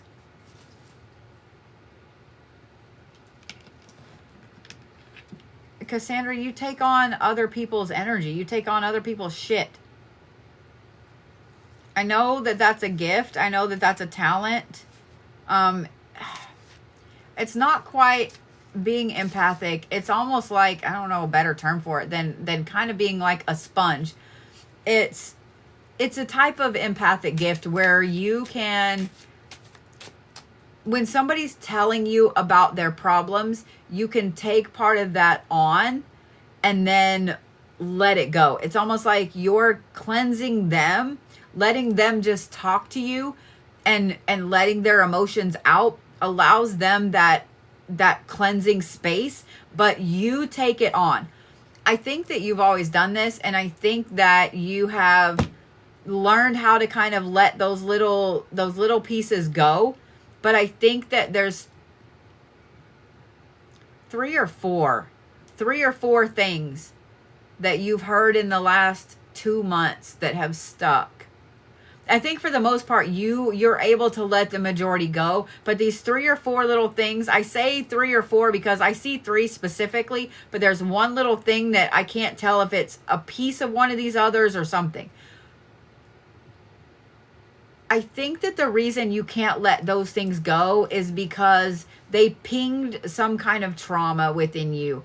They pinged something within you that it was something way deeper than you realize was there. I would advise you to kind of look and start unpacking a little bit at why this one thing continues to live, continues to be there. It's not there all the time. It just goes in and out. But why it's still there. But I'm going to give a word of caution with that too, because I feel like if you give it too much attention, then it's never going to go. And that's not a good thing either. Okay. Just enough to, thank you, Rob. Just enough to unpack it and then let it go. But let's talk about this gorgeous little gray ball over here. The gray and then that kind of like pinky beige, I don't know what to call it, pinky beige. Y'all know exactly what I'm talking about. It's like the color of every 1980s Southwest artwork painting. You know what I mean? It's a gorgeous color. I don't know what to call it. It's not salmon or whatever, but it's a gorgeous color. But anyway, that color, let's talk about that one first. Well, second, can we talk about the other one first? That one is very peacekeeping, calm, neutral, kind of a blending in type of color. And then you have that gray ball that's right here. I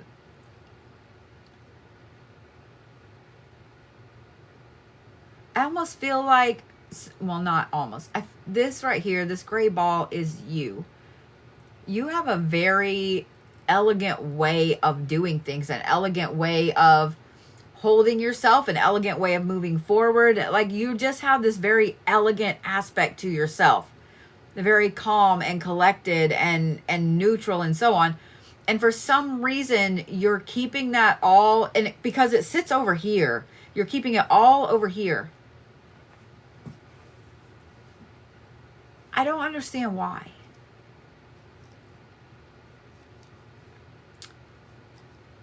I don't know if you feel like letting that out is going to make people think you feel like you're better than them.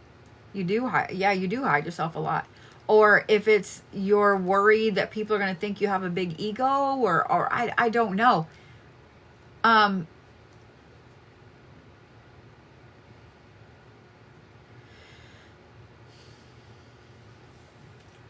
didn't see that. I think that when you're really ready to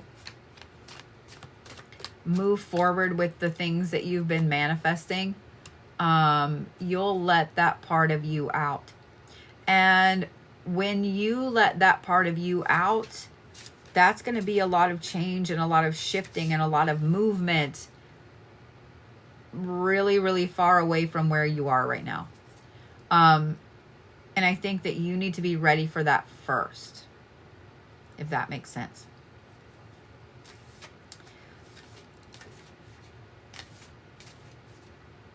I'm not saying that it's bad that you're still keeping that under wraps, because I don't think it is. I think that you just haven't decided that you're ready yet, and that's okay. I also don't know that it's time for you to let that all out yet. I think that certain mechanisms have to fall into place first for you to have that catapult, if that makes sense. I feel like you have this massive manifestation that you've been working on, and you're starting to see little pieces, you know, pop up into the forefront and like lock into place, like this, like little things. And I think that it'll be a little bit before you're fully ready to jump ship. I hope all that makes sense. You dumb things down at work. Oh, I'm so sorry. I'm so sorry. I think that within 6 months, you're going to be ready to be at a point where you're springboarded upwards. And I would be ready for opportunities to be rolling across your path to allow you to springboard upwards. And when they roll across, it's going to be like, you know, in Finding Nemo where he gets in the current and the EAC, dude. And, you know, once you're in it, you're on the ride. Like that's kind of what I feel like is about to happen. Whatever you've been manifesting, I think that you've done a fantastic job of it. And I think that it's on its way really, really quickly. It does make sense. You're hoping to start something new with school. Right on. I'm glad you knew exactly what I was saying. I'm glad you knew exactly what I was saying. That makes me the happy. That makes me the happy. I would say just keep on fostering that manifestation. Keep on putting all the pieces into place and be ready to jump on it when it's here. I understand dumbing yourself down at work. And I want to touch on these colors that pop back in again. I want you to think about those. I think that those hold a few keys and a few puzzle pieces that you're going to need for that springboard. And that's why they're still there. That's why those are things that you can't let go of just yet. Does that make sense? Does that make sense? I'm kind of curious what you do for a living. I'm not going to lie. In my brain, I think you're some like therapist, or you work in a psych ward or a hospital or something like that. I don't know. I kind of want to know. Just saying.